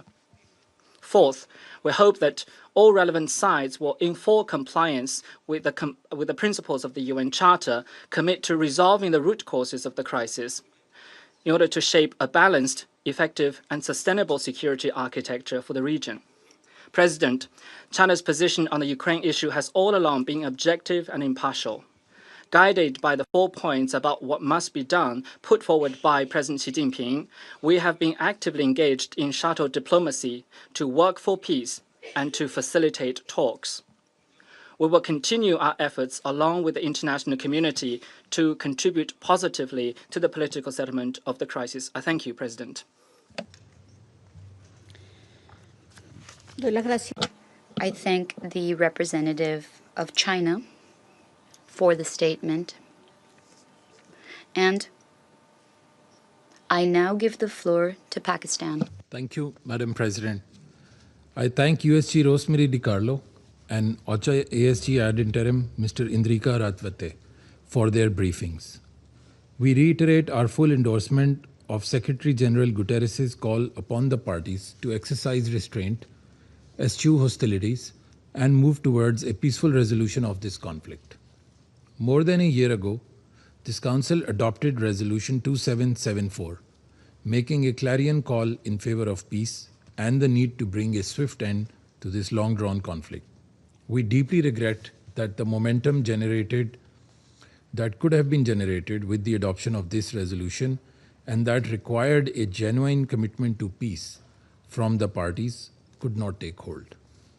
Madam President, the recent escalation and the continuing vicious cycle of strikes and counterstrikes have brought nothing but more devastation and suffering across the conflict zone. Deplorably, civilians and civil infrastructure continue to face the brunt of this conflict. We are also alarmed by IAEA's report related to attacks around the Zaporizhzhia nuclear power plant and the potential threat to the safety and integrity of this nuclear facility. We hope that the parties would continue to fully adhere to the local ceasefire understanding in the area surrounding the ZNPP. We are deeply troubled by these developments that take place despite repeated and overwhelming calls by the international community for the respect of IHL and its principles. We underscore the need for the parties to abide by their obligations under international law, including international humanitarian law, without any exception. Intensification of fighting and expansion of battlefield will pull the parties further away from the path to peace.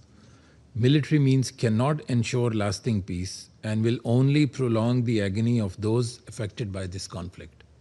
To afford peace a real chance, primacy has to be given to dialogue and diplomacy, which remains the only path that can lead to a viable and sustainable peace and long-term stability in the region. In this context, we underscore the fundamental need for the parties to agree to an early and complete cessation of hostilities, allowing diplomacy the necessary space to work and bring this conflict to an early end. We reiterate our hope that the concerned parties would resume the United States-facilitated dialogue process at the earliest and engage meaningfully and constructively towards this end. Pakistan has all along favored and advocated the path of dialogue and diplomacy for the peaceful settlement of this conflict. This would require commitment to the purposes and principles of the UN Charter and a focus on finding a mutually acceptable solution, corresponding to the legitimate security interests of all sides and the relevant multilateral agreements. To conclude, Pakistan will continue to support all efforts aimed at achieving a comprehensive, durable, and peaceful resolution of this conflict. I thank you.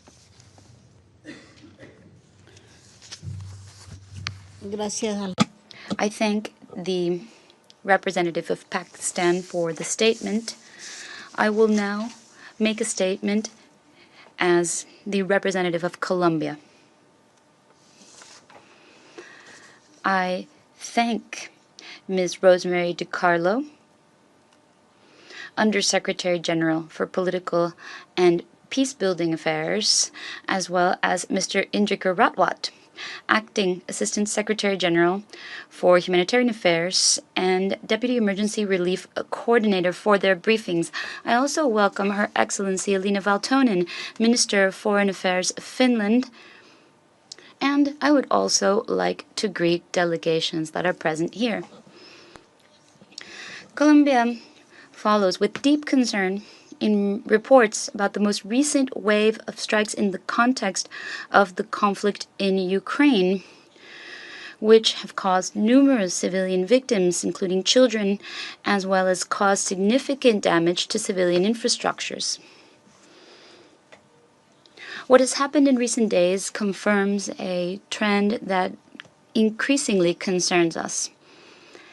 The intensification of the use of long-range attacks against urban centers and highly populated areas. No military target can justify that communities continue to live under the constant threat of attacks, displacement, and destruction. If the reports that we have listened to today have taught us anything, it is that prolonging the conflict and the evolution of the tactics used on the ground have devastating consequences for the civilian population, which can no longer bear the consequences of over 4 years of war. That reality should move all the parties, and to that we add the accumulated deterioration of the civilian infrastructure, whose impacts go beyond the moment of the attack and continue affecting access to essential services for a long time after. Colombia would like to highlight the work of humanitarian, medical, and emergency personnel who continue to provide assistance in circumstances that are extremely difficult and dangerous. We reiterate the need to ensure safe, rapid, and unhindered humanitarian access for those that are providing assistance to affected populations. We also insist on the importance of fully respecting obligations applicable to persons deprived of liberty with regards to the conflict. I apologize, says the speaker. Apply to persons deprived of liberty with regards to the conflict. Human trafficking of prisoners of war and access of international mechanisms that are competent on the matter constitute fundamental obligations in international humanitarian law and contribute to preserving a minimum space of humanity and dignity in the midst of war. The reality on the ground continues to show that there is no military solution to this conflict.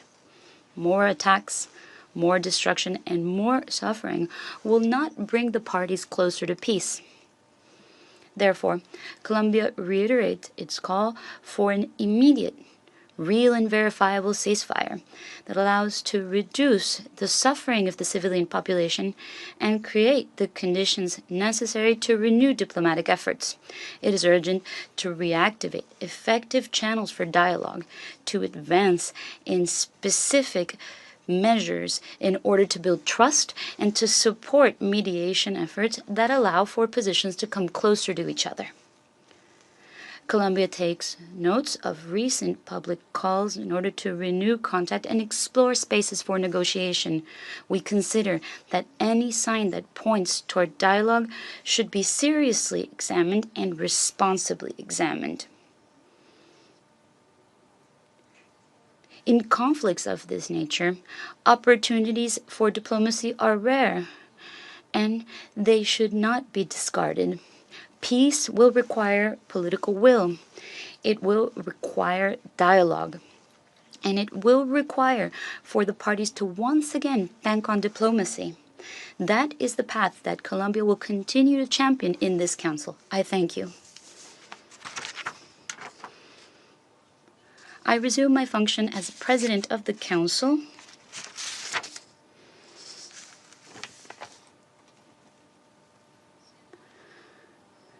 I now give the floor to the representative of the United Kingdom who has requested the floor to make a further statement. I give him the floor. Thank you, Madam President, and I ask for the floor to respond to the accusations by the Russian Federation as they attempt to deflect from the focus today on the tragic loss of civilian life in Ukraine. We are sadly familiar with Russian attempts to use the Security Council to advance its disinformation and propaganda campaign, and today, as we have seen, is no exception. The UK has never prevented nor stopped any peace negotiation between Ukraine and Russia, nor could we. Why does Russia find it so hard to imagine that Ukraine as a sovereign country makes sovereign decisions? Ukraine's future is for Ukrainians to decide. This accusation comes from Russia, the country that illegally started the war, that illegally continues the war, that escalates this conflict, killing civilians in increasing numbers. Such deflection and disinformation is exposed by the fact that we continue to call for a ceasefire and a diplomatic solution, while Russia continues to reject any hope for peace. Thank you.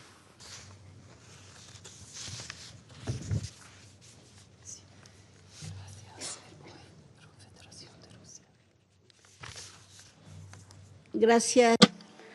I thank the representative of the United Kingdom for the statement. And now I would like to give the floor to the Russian Federation, please. Thank you, Madam President.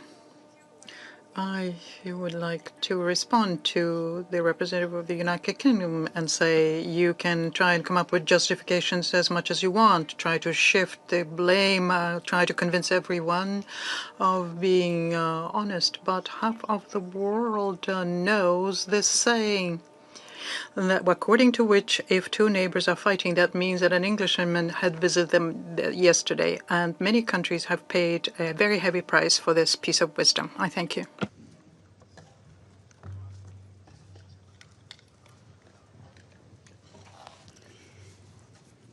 Muchas gracias. Thank you very much for your statement. To the Russian Federation, I would now like to give the floor to Ukraine. Madam President, Minister Valtonen, distinguished members of the Security Council, I thank the Colombian presidency for convening this meeting and express my deep gratitude to the delegations of Denmark, France, Greece, Latvia and the United Kingdom for supporting Ukraine's request.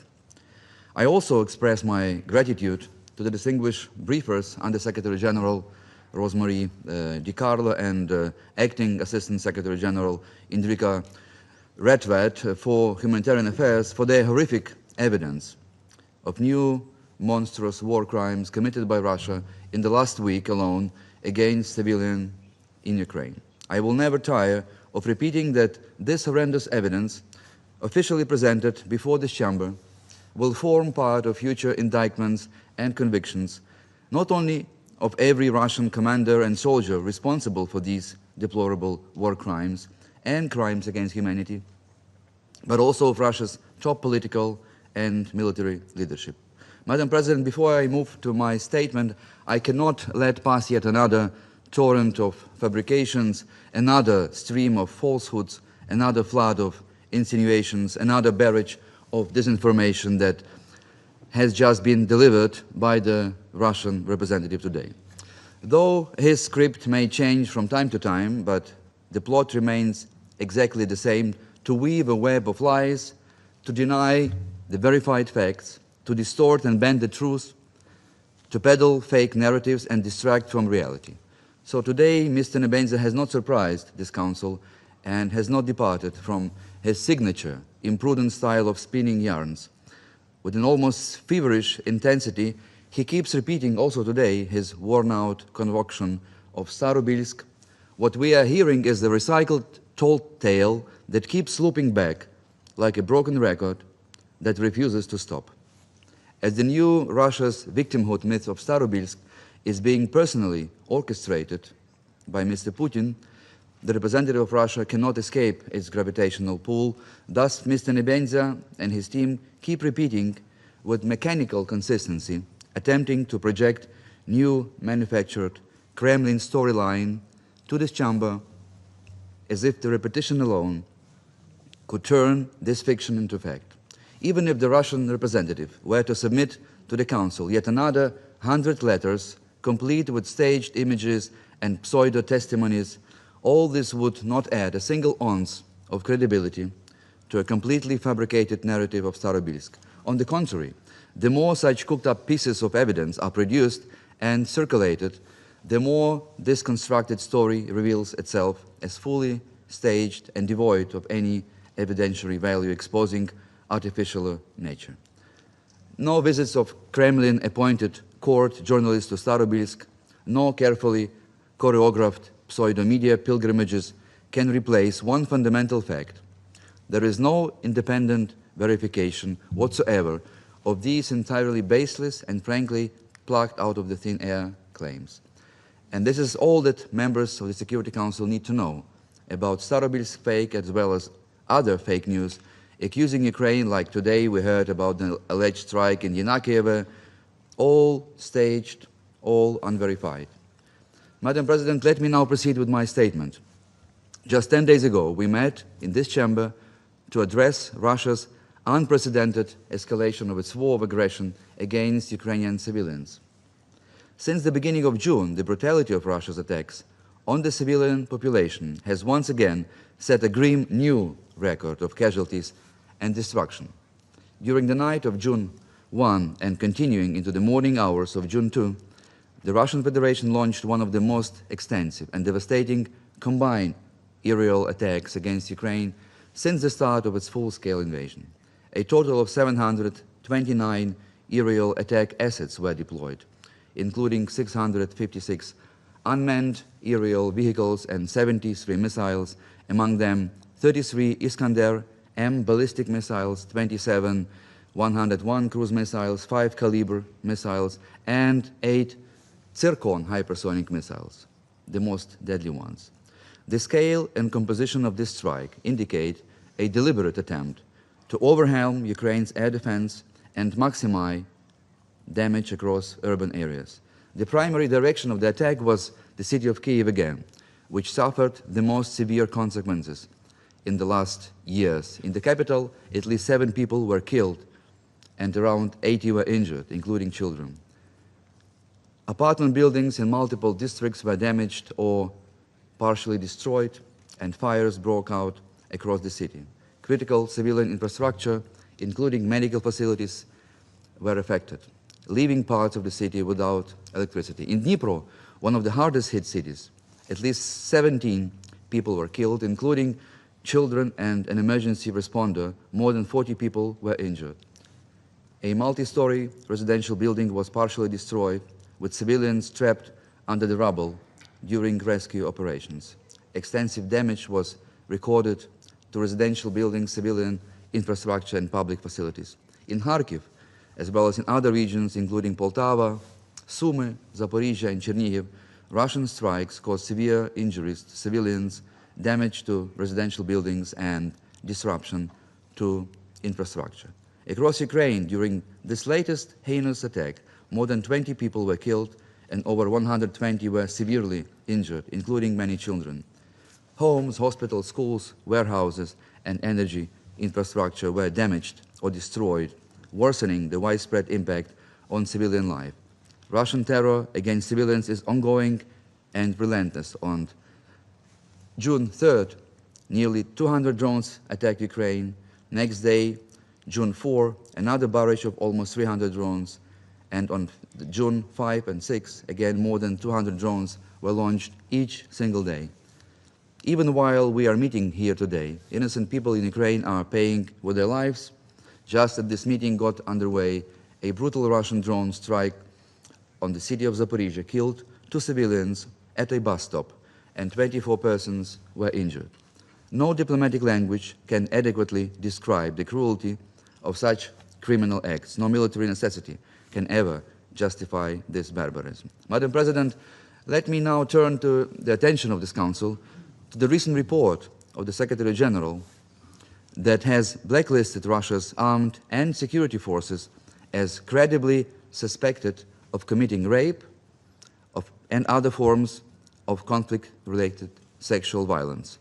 What a shame. What a shame for this inglorious Russian army and the so-called law enforcement agency that are nothing else but a gang of rapists. Any ancient horde of barbarians was more human than today's Russian troops. For Ukrainians, these crimes, these outrageous crimes, are not new. They have been systematically documented since Russia's occupation of Crimea and parts of Donetsk and Luhansk in 2014. What has fundamentally changed now is that these appalling facts have now been independently verified and officially recorded by the United Nations. Let me quote from this report to give the Council a feeling of a country with which you must share this table. The Human Rights Monitoring Mission in Ukraine verified 310 cases of conflict-related sexual violence, including rape, gang rape, genital mutilation, electric shocks, and beatings to the genitals, affecting 280 men, 26 women, and 4 girls, perpetrated by Russian armed and security forces, including the Federal Penitentiary Service, the Russian Armed Forces, and the Federal Security Service, end quote.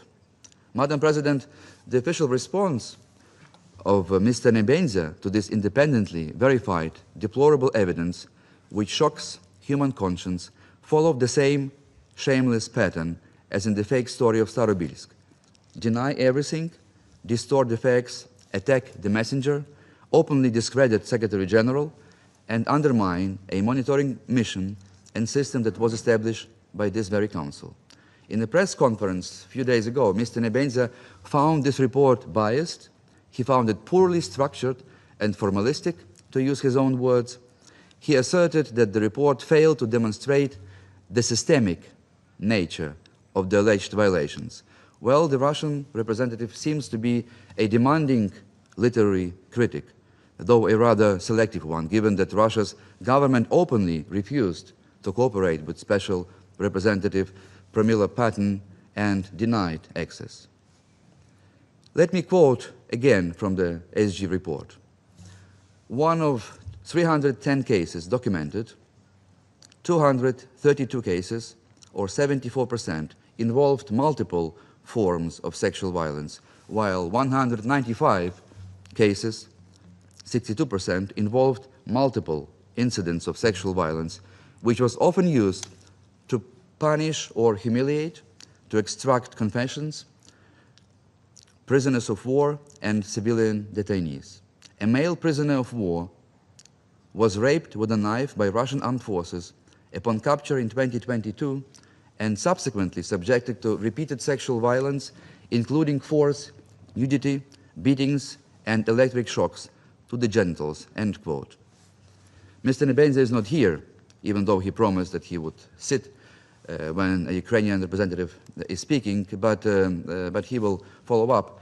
Mr. Nebenza, at what percentage shall the pattern of war crimes related to sexual violence become systematic, according to Russia's very high standards of torturing innocent people? Dear members of the Council, how long are we going to tolerate these unacceptable attacks on Russia, on the legitimacy of the Secretary General, and as well as his special representative on the sexual violence and the crimes connected with the sexual violence? How long are we going to tolerate this story? May I make a creative suggestion? If Russia feels uncomfortable with all the decisions of the General Assembly demanding unconditional withdrawal of its troops, or better to say, its war criminals from the Ukrainian soil, if Russia rejects independent reports of relevant UN bodies exposing Moscow's barbaric policies, maybe it is time to say goodbye and get out of the UN.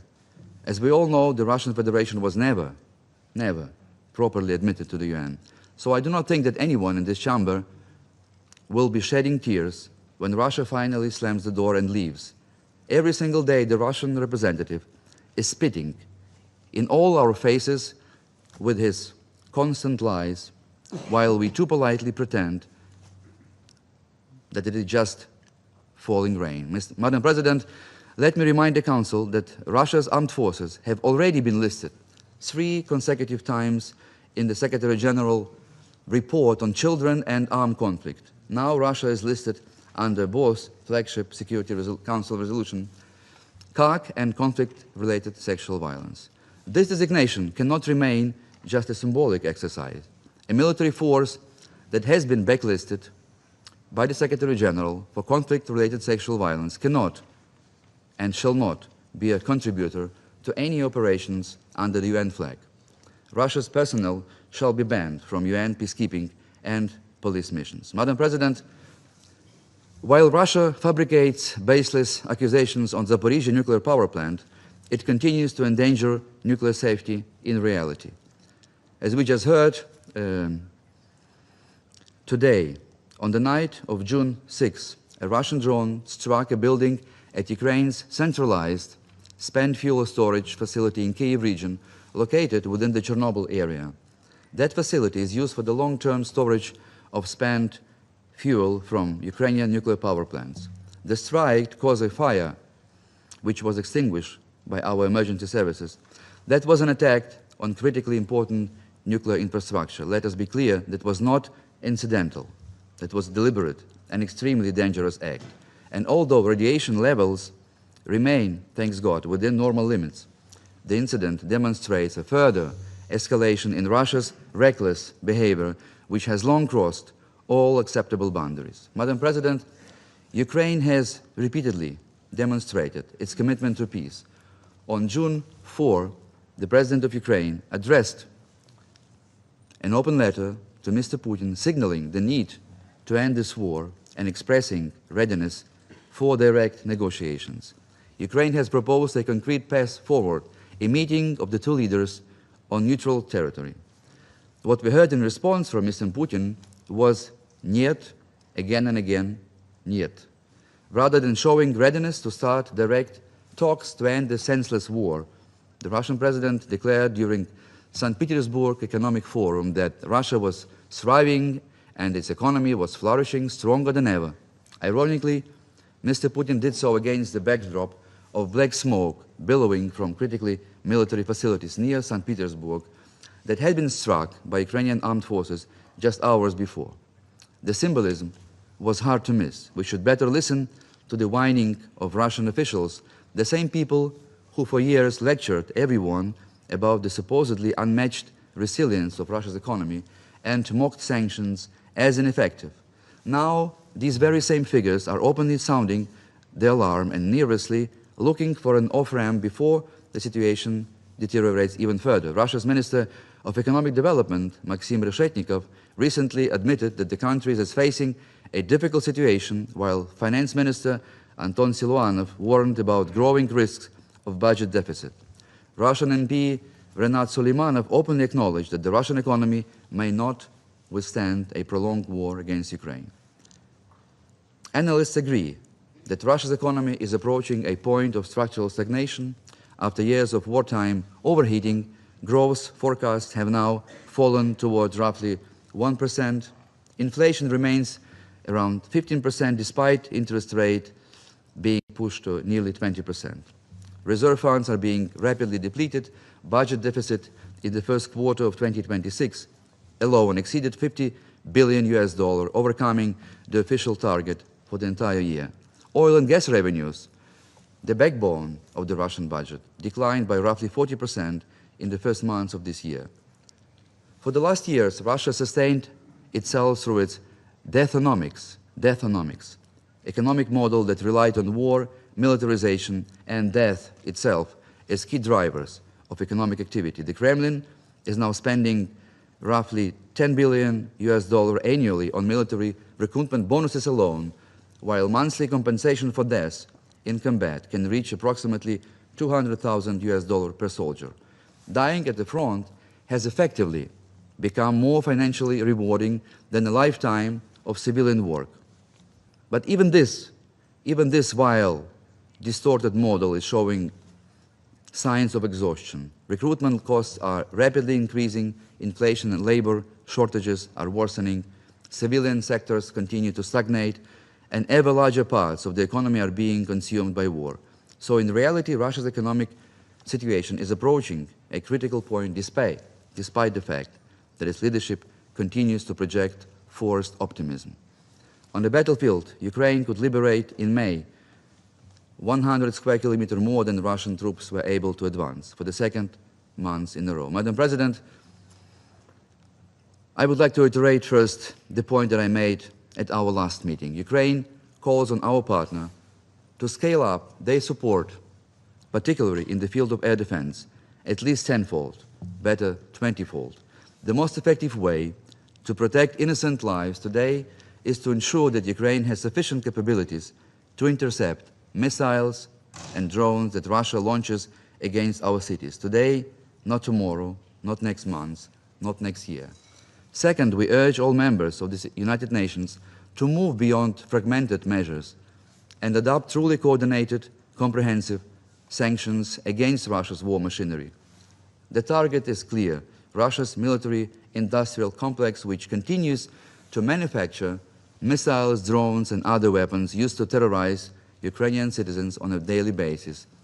Every remaining channel through which critical technologies and components continue to reach Russia must be shut down. And third, I once again appeal to the members of the Security Council to place on the table, without further delay, a draft resolution calling for an immediate and unconditional ceasefire, as well as the release and exchange of all prisoners of war and all civilian detainees under the all-for-all formula.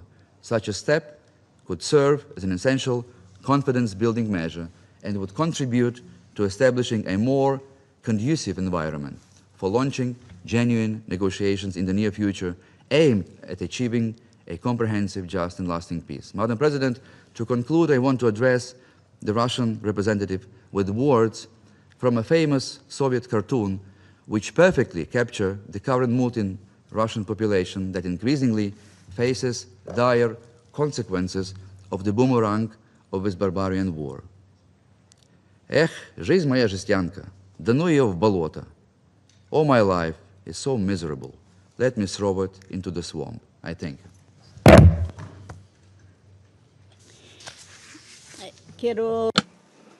I would like to thank the representative of Ukraine for his statement, and I give the floor to the representative of the Russian Federation. Thank you, Madam President. I regret the fact that I have to take the floor yet once again. All the more so since the accusations that are being put forward against my country, including to the very great regret with the assistance of some UN bodies, is not news. As regards the accusations of sexual violence, well, already in 2022, Pramila Pattern spoke very confidently about the fact that the Russian military personnel are allegedly committing sexual crimes under the influence of medication. Then he said that that was very difficult to verify, and her information was based on fragmentary data, but the media effect was already there. There was also a provocation in Bucha, where the blame was immediately placed on Russia. This was supported by the Secretary General, but not a single question that is being put by us regarding this situation we have received a response to. And every time these accusations, these made-up accusations are becoming increasingly fantastical. It would be desirable for them seemingly to be macabre or low physiology. For example, Mr. Melnik likes speaking about toilets and things like that. For several times now, we have heard from him that the Russian economy is falling apart, but Mr. Melnik, it has not fallen apart so far. You are saying that the Ukrainian army is capturing hundreds of kilometers and liberating, as you say, territories, but none of this has been confirmed. As regards the presence of Vasily Nebenza at our meetings, something that you just mentioned. Yes, did indeed he say that he always listens to your statements, but in recent times you have been requesting meetings far too frequently. There are also other, no less important things that he needs to take care of. Well, so enough is enough listening to that and convening such meetings, because it leads to nothing positive or constructive. I thank you.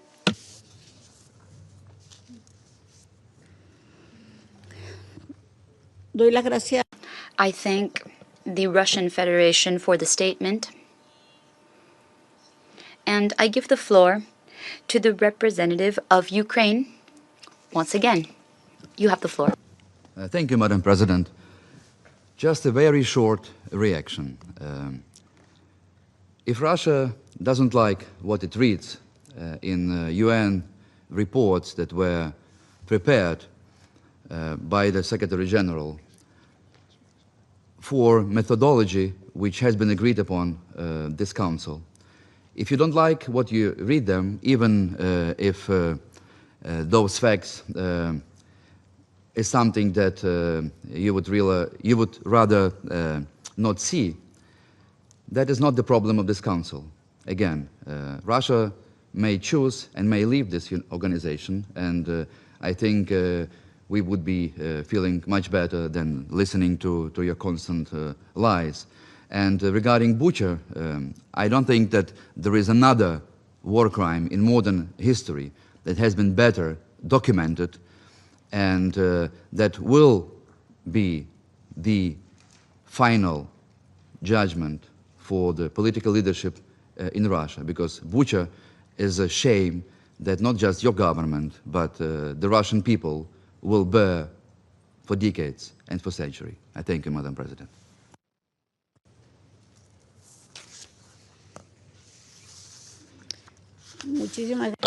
Thank you very much to the representative of Ukraine for the statement. I now give the floor to Her Excellency Ms. Elina Valtonen, Minister for Foreign Affairs of Finland. Madam President, thank you to the two briefers. I have the pleasure to speak today on behalf of the Nordic countries Denmark, Iceland, Norway, Sweden, and my own country, Finland. Russia's decision to launch its full-scale invasion of Ukraine was one of the biggest strategic mistakes of the 21st century. It was also a blatant violation of international law and the very principles upon which the United Nations was founded. More than 4 years later, Russia has failed to achieve its objectives. No quick gains, no strategic wins. Instead, it continues to pay a staggering price in human lives and military resources. In the month of May alone, Russia itself reportedly suffered more than 30,000 casualties on the battlefield. Such disregard for human life stands in stark contrast to the values and human rights we have collectively committed to uphold. As Russia intensifies its aerial attacks against Ukrainian cities and civilians, it has also escalated its rhetoric. Russian officials have openly threatened civilians, diplomats, and the staff of international organizations operating in Ukraine. The Nordic countries strongly condemn these statements. Russia does not dictate our diplomatic presence in Ukraine. Yet, while Russia escalates, Ukraine endures. As a UN member, it has an inherent right to defend itself in accordance with Article 51 of the Charter. As a nation under constant attack, Ukraine has demonstrated extraordinary resilience, innovation, and courage. It has strengthened partnerships across Europe and beyond, becoming a leader in defense innovation, all the while upholding its commitments under international law. At immense human cost, Ukraine has reminded us all of a fundamental truth. Peace cannot be preserved without security, and security requires credible defense. Madam President, it is the responsibility of this Council to safeguard peace and security. The Ukrainian people have made their wishes unmistakably clear. They want peace. Last week, President Zelensky called for an immediate ceasefire and direct talks between the leaders of Ukraine and Russia. The Nordic countries support this call. A ceasefire must be the first step towards a just, lasting, and sustainable peace. President Putin, the path to peace is clear. End this war now. Withdraw Russian forces from Ukraine, respect Ukraine's sovereignty and territorial integrity. Uphold international law. The Nordic countries want peaceful relations with Russia, but peace cannot be built on aggression, coercion, or the subjugation of a people. It can only be built on respect for the UN Charter, for sovereignty, and for the rules that protect all nations, large and small. That is the choice before Russia today. I thank you.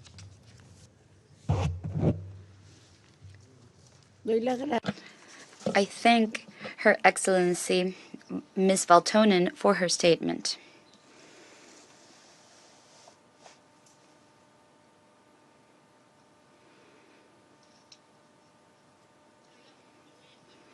I now give the floor to His Excellency Mr. Stavros Lambrinidis,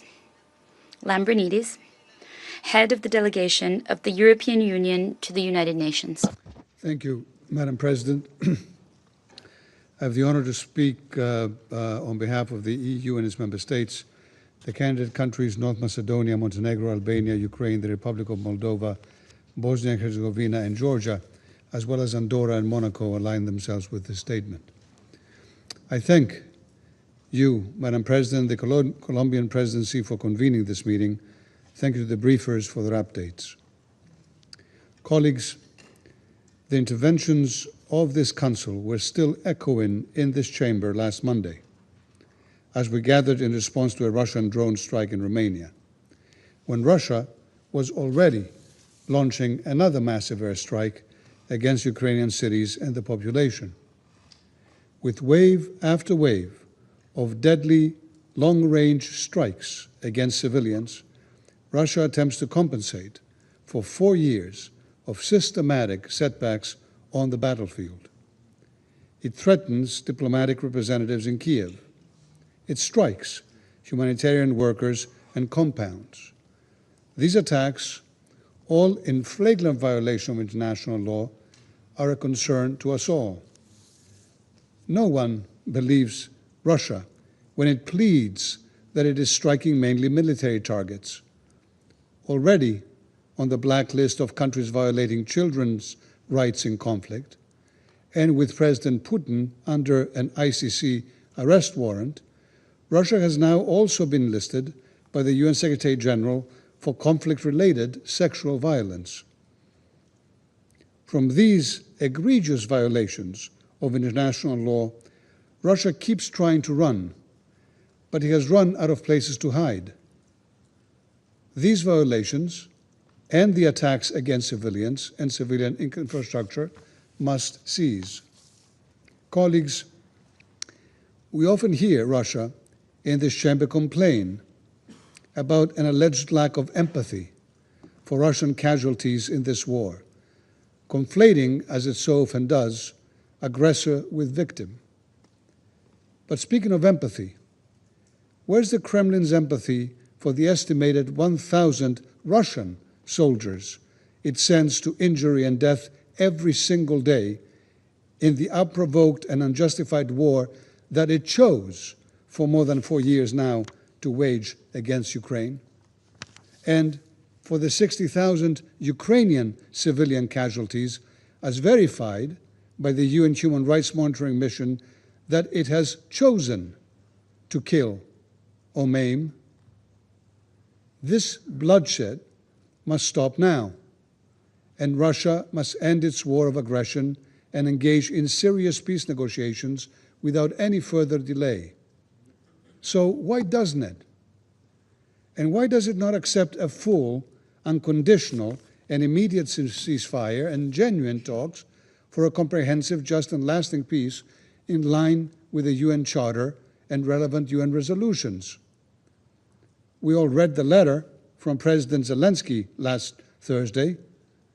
We have all heard this call repeatedly from the UN Secretary General and from the overwhelming majority of UN members. The European Union supports it and all diplomatic efforts to this end, and we once again urge all members of this Council to please ensure that Russia's leadership accepts a ceasefire and engages in good faith. Russia must abandon, for that, its illegal and maximalistic goals against Ukraine, and it must sit down to talk. And it must stop the attacks and the killings. Enough is enough. Time for a ceasefire is now. Until then, and as Ukraine beats back an aggressor and stands up for its sovereignty as an independent state, it must be able to count on our full support as it exercises its inherent right to self-defense in line with Article 51 of the Charter. Thank you, Madam President. I thank His Excellency, Mr. Lambrinidis, for the statement. I now give the floor to the representative of Germany. You have the floor. Madam President, thank you very much, and thank you for convening this important meeting. Thank you, Undersecretary General Di Carlo and Assistant Secretary General Radwate, for your insightful briefings. Germany aligns itself with the statement just delivered by the European Union. Russia's latest massive strikes against Ukrainian cities mark yet another dangerous escalation in its war of aggression against its sovereign neighbor. And once again, Russian bombs have killed and injured innocent civilians. Indiscriminate attacks on civilian infrastructure demonstrate a deliberate pattern of state-sanctioned terror entirely unjustified under any military pretext. Threats against diplomatic missions and foreign citizens in Kiev are a concern to all of us. It is unacceptable, and we utterly condemn it. Russia's shift towards increasingly reckless warfare highlights, above all, one clear fact: it is unable to advance on the ground, yet remains unwilling to end its war. Madam President, President Zelensky has offered an immediate ceasefire as a first step on the path to meaningful negotiations. Last Thursday, we heard it, he published an open letter suggesting a face-to-face meeting in a renewed bid to end the war in Ukraine. However, his offer was immediately refused. How can one defend choosing aggression over diplomacy?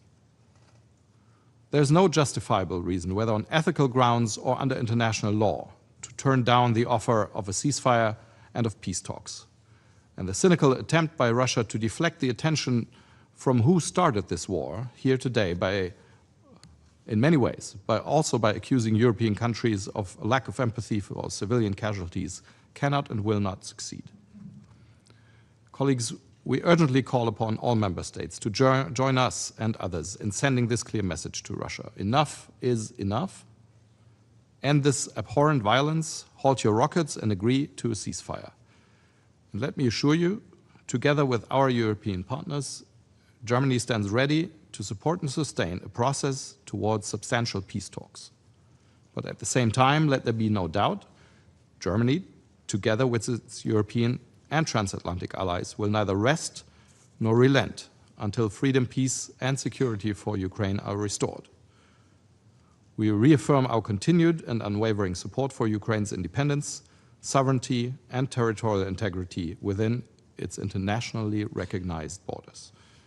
Ukraine will remain resilient, as our support will be unshakable.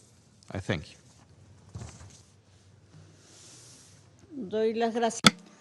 I thank the representative of Germany for the statement, and I now give the floor to Poland. Madam President, at the outset, I thank Colombia for convening this meeting and the briefers for their informative interventions.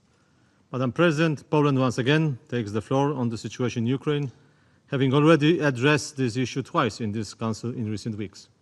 The frequency with which we are called upon to return to this matter is not a choice for Poland, nor for the Council. It is a direct result of the actions of the Russian Federation. As a permanent member of this body, Russia bears particular responsibilities, yet its conduct continues to compel the Council's attention and response.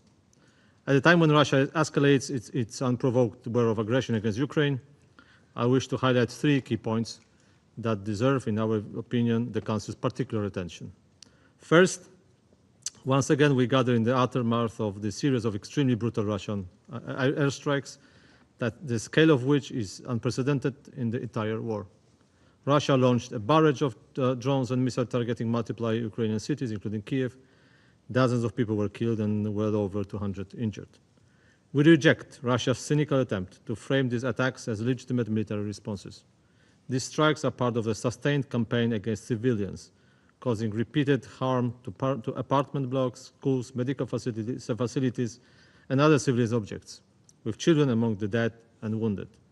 We particularly appalled at the recent remarks by President Putin, who called the recent strike by the Oreshnik missiles as a mere test. It speaks volumes that the President of the Russian Federation, a permanent member of the United Nations Security Council, views attacking urban areas and killing and injuring civilians as an experiment. This Council has to name it for what it is, a terror campaign against the civilian population, a campaign which constitutes a war crime and whose perpetrators must and will face justice. Second, we do not see any changes in Moscow's position on peace. The world is calling for dialogue. Ukraine is ready to negotiate, yet Russia continues time and again to refuse to engage in talks and sets conditions that serve merely as a pretext to avoid negotiations. Clearly, the Kremlin shows no interest in ending the war and aims to achieve its maximalist goals on Ukraine. The timing of the recent strikes exposes Moscow's true intentions at the negotiating table. These attacks are a part of an escalating pattern, demonstrating that Russia continues to rely on violence and intimidation rather than diplomacy. Third, Russia's attacks on civilian areas are aimed not just at Ukraine. We can see that in our region almost every day now. Moscow continues to spread fears or concerns across the world and seeks to undermine and ultimately destroy the international order based on international law and principles that protect all states, especially smaller ones. This deliberate strategy poses a direct threat to global stability and security far beyond Ukraine and our region. Russian propaganda is also active, sowing seeds that create excuses for expanded aggression. This very Council, the world's key body for peace and security at the heart of the United Nations system, must fully recognize this threat and respond to it with the gravity it demands. Madam President, in conclusion, we firmly reiterate our appeal. It is time for Russia to end this illegal, brutal, and unsustainable war. The path to peace does not lie in terrorizing civilians, but in cessation of hostilities, the protection of Ukraine, and the restoration of respect for international law. And I thank you. I thank the representative of Poland for the statement, and I give the floor to the representative of Lithuania. President, I have the honor to speak on behalf of the Baltic states, and we also align with the statement of the European Union. From the outset, I would like to thank the Colombian presidency for scheduling this council meeting to address yet another wave of Russia's deliberate attacks on civilians in Ukraine. Once again, Russia's massive barrage targeted critical infrastructure and residential neighborhoods across multiple cities. Use of hypersonic missiles such as Zircon and other explosive weapons against residential areas, hospitals, schools, and critical civilian infrastructure is a violation of international humanitarian law. Yet, such attacks do not weaken Ukraine's determination at defense, alter the course of the war, or bring Russia closer to victory. They are not a sign of strength, but an admission of a strategic failure. The Baltic states call on all UN member states to join us in seeking justice for all victims of Russia's war and accountability for all those responsible. The inclusion of Russia's armed forces in the annex to the Secretary General's report on conflict-related sexual violence highlights this. The Baltic states will continue to stand with Ukraine, including by providing military support, underpinning Ukraine's right to self-defense against the ongoing aggression.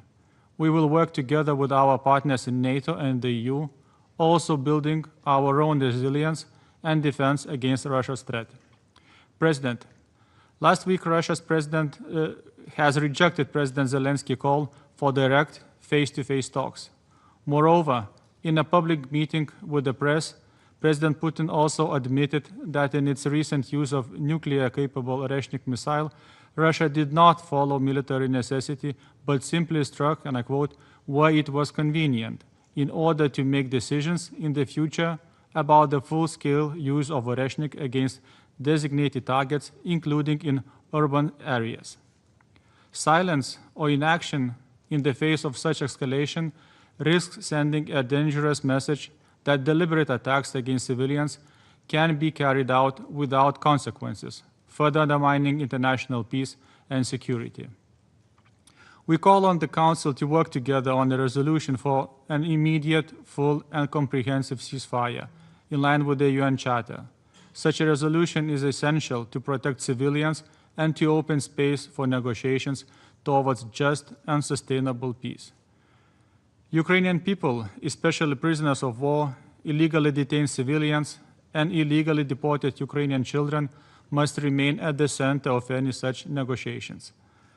The Baltic states reaffirm our unwavering support for independence, sovereignty, and territorial integrity of Ukraine, with its international recognized borders. I thank you. I thank the representative of Lithuania for the statement. There are no further names inscribed in the list of speakers. The meeting is adjourned.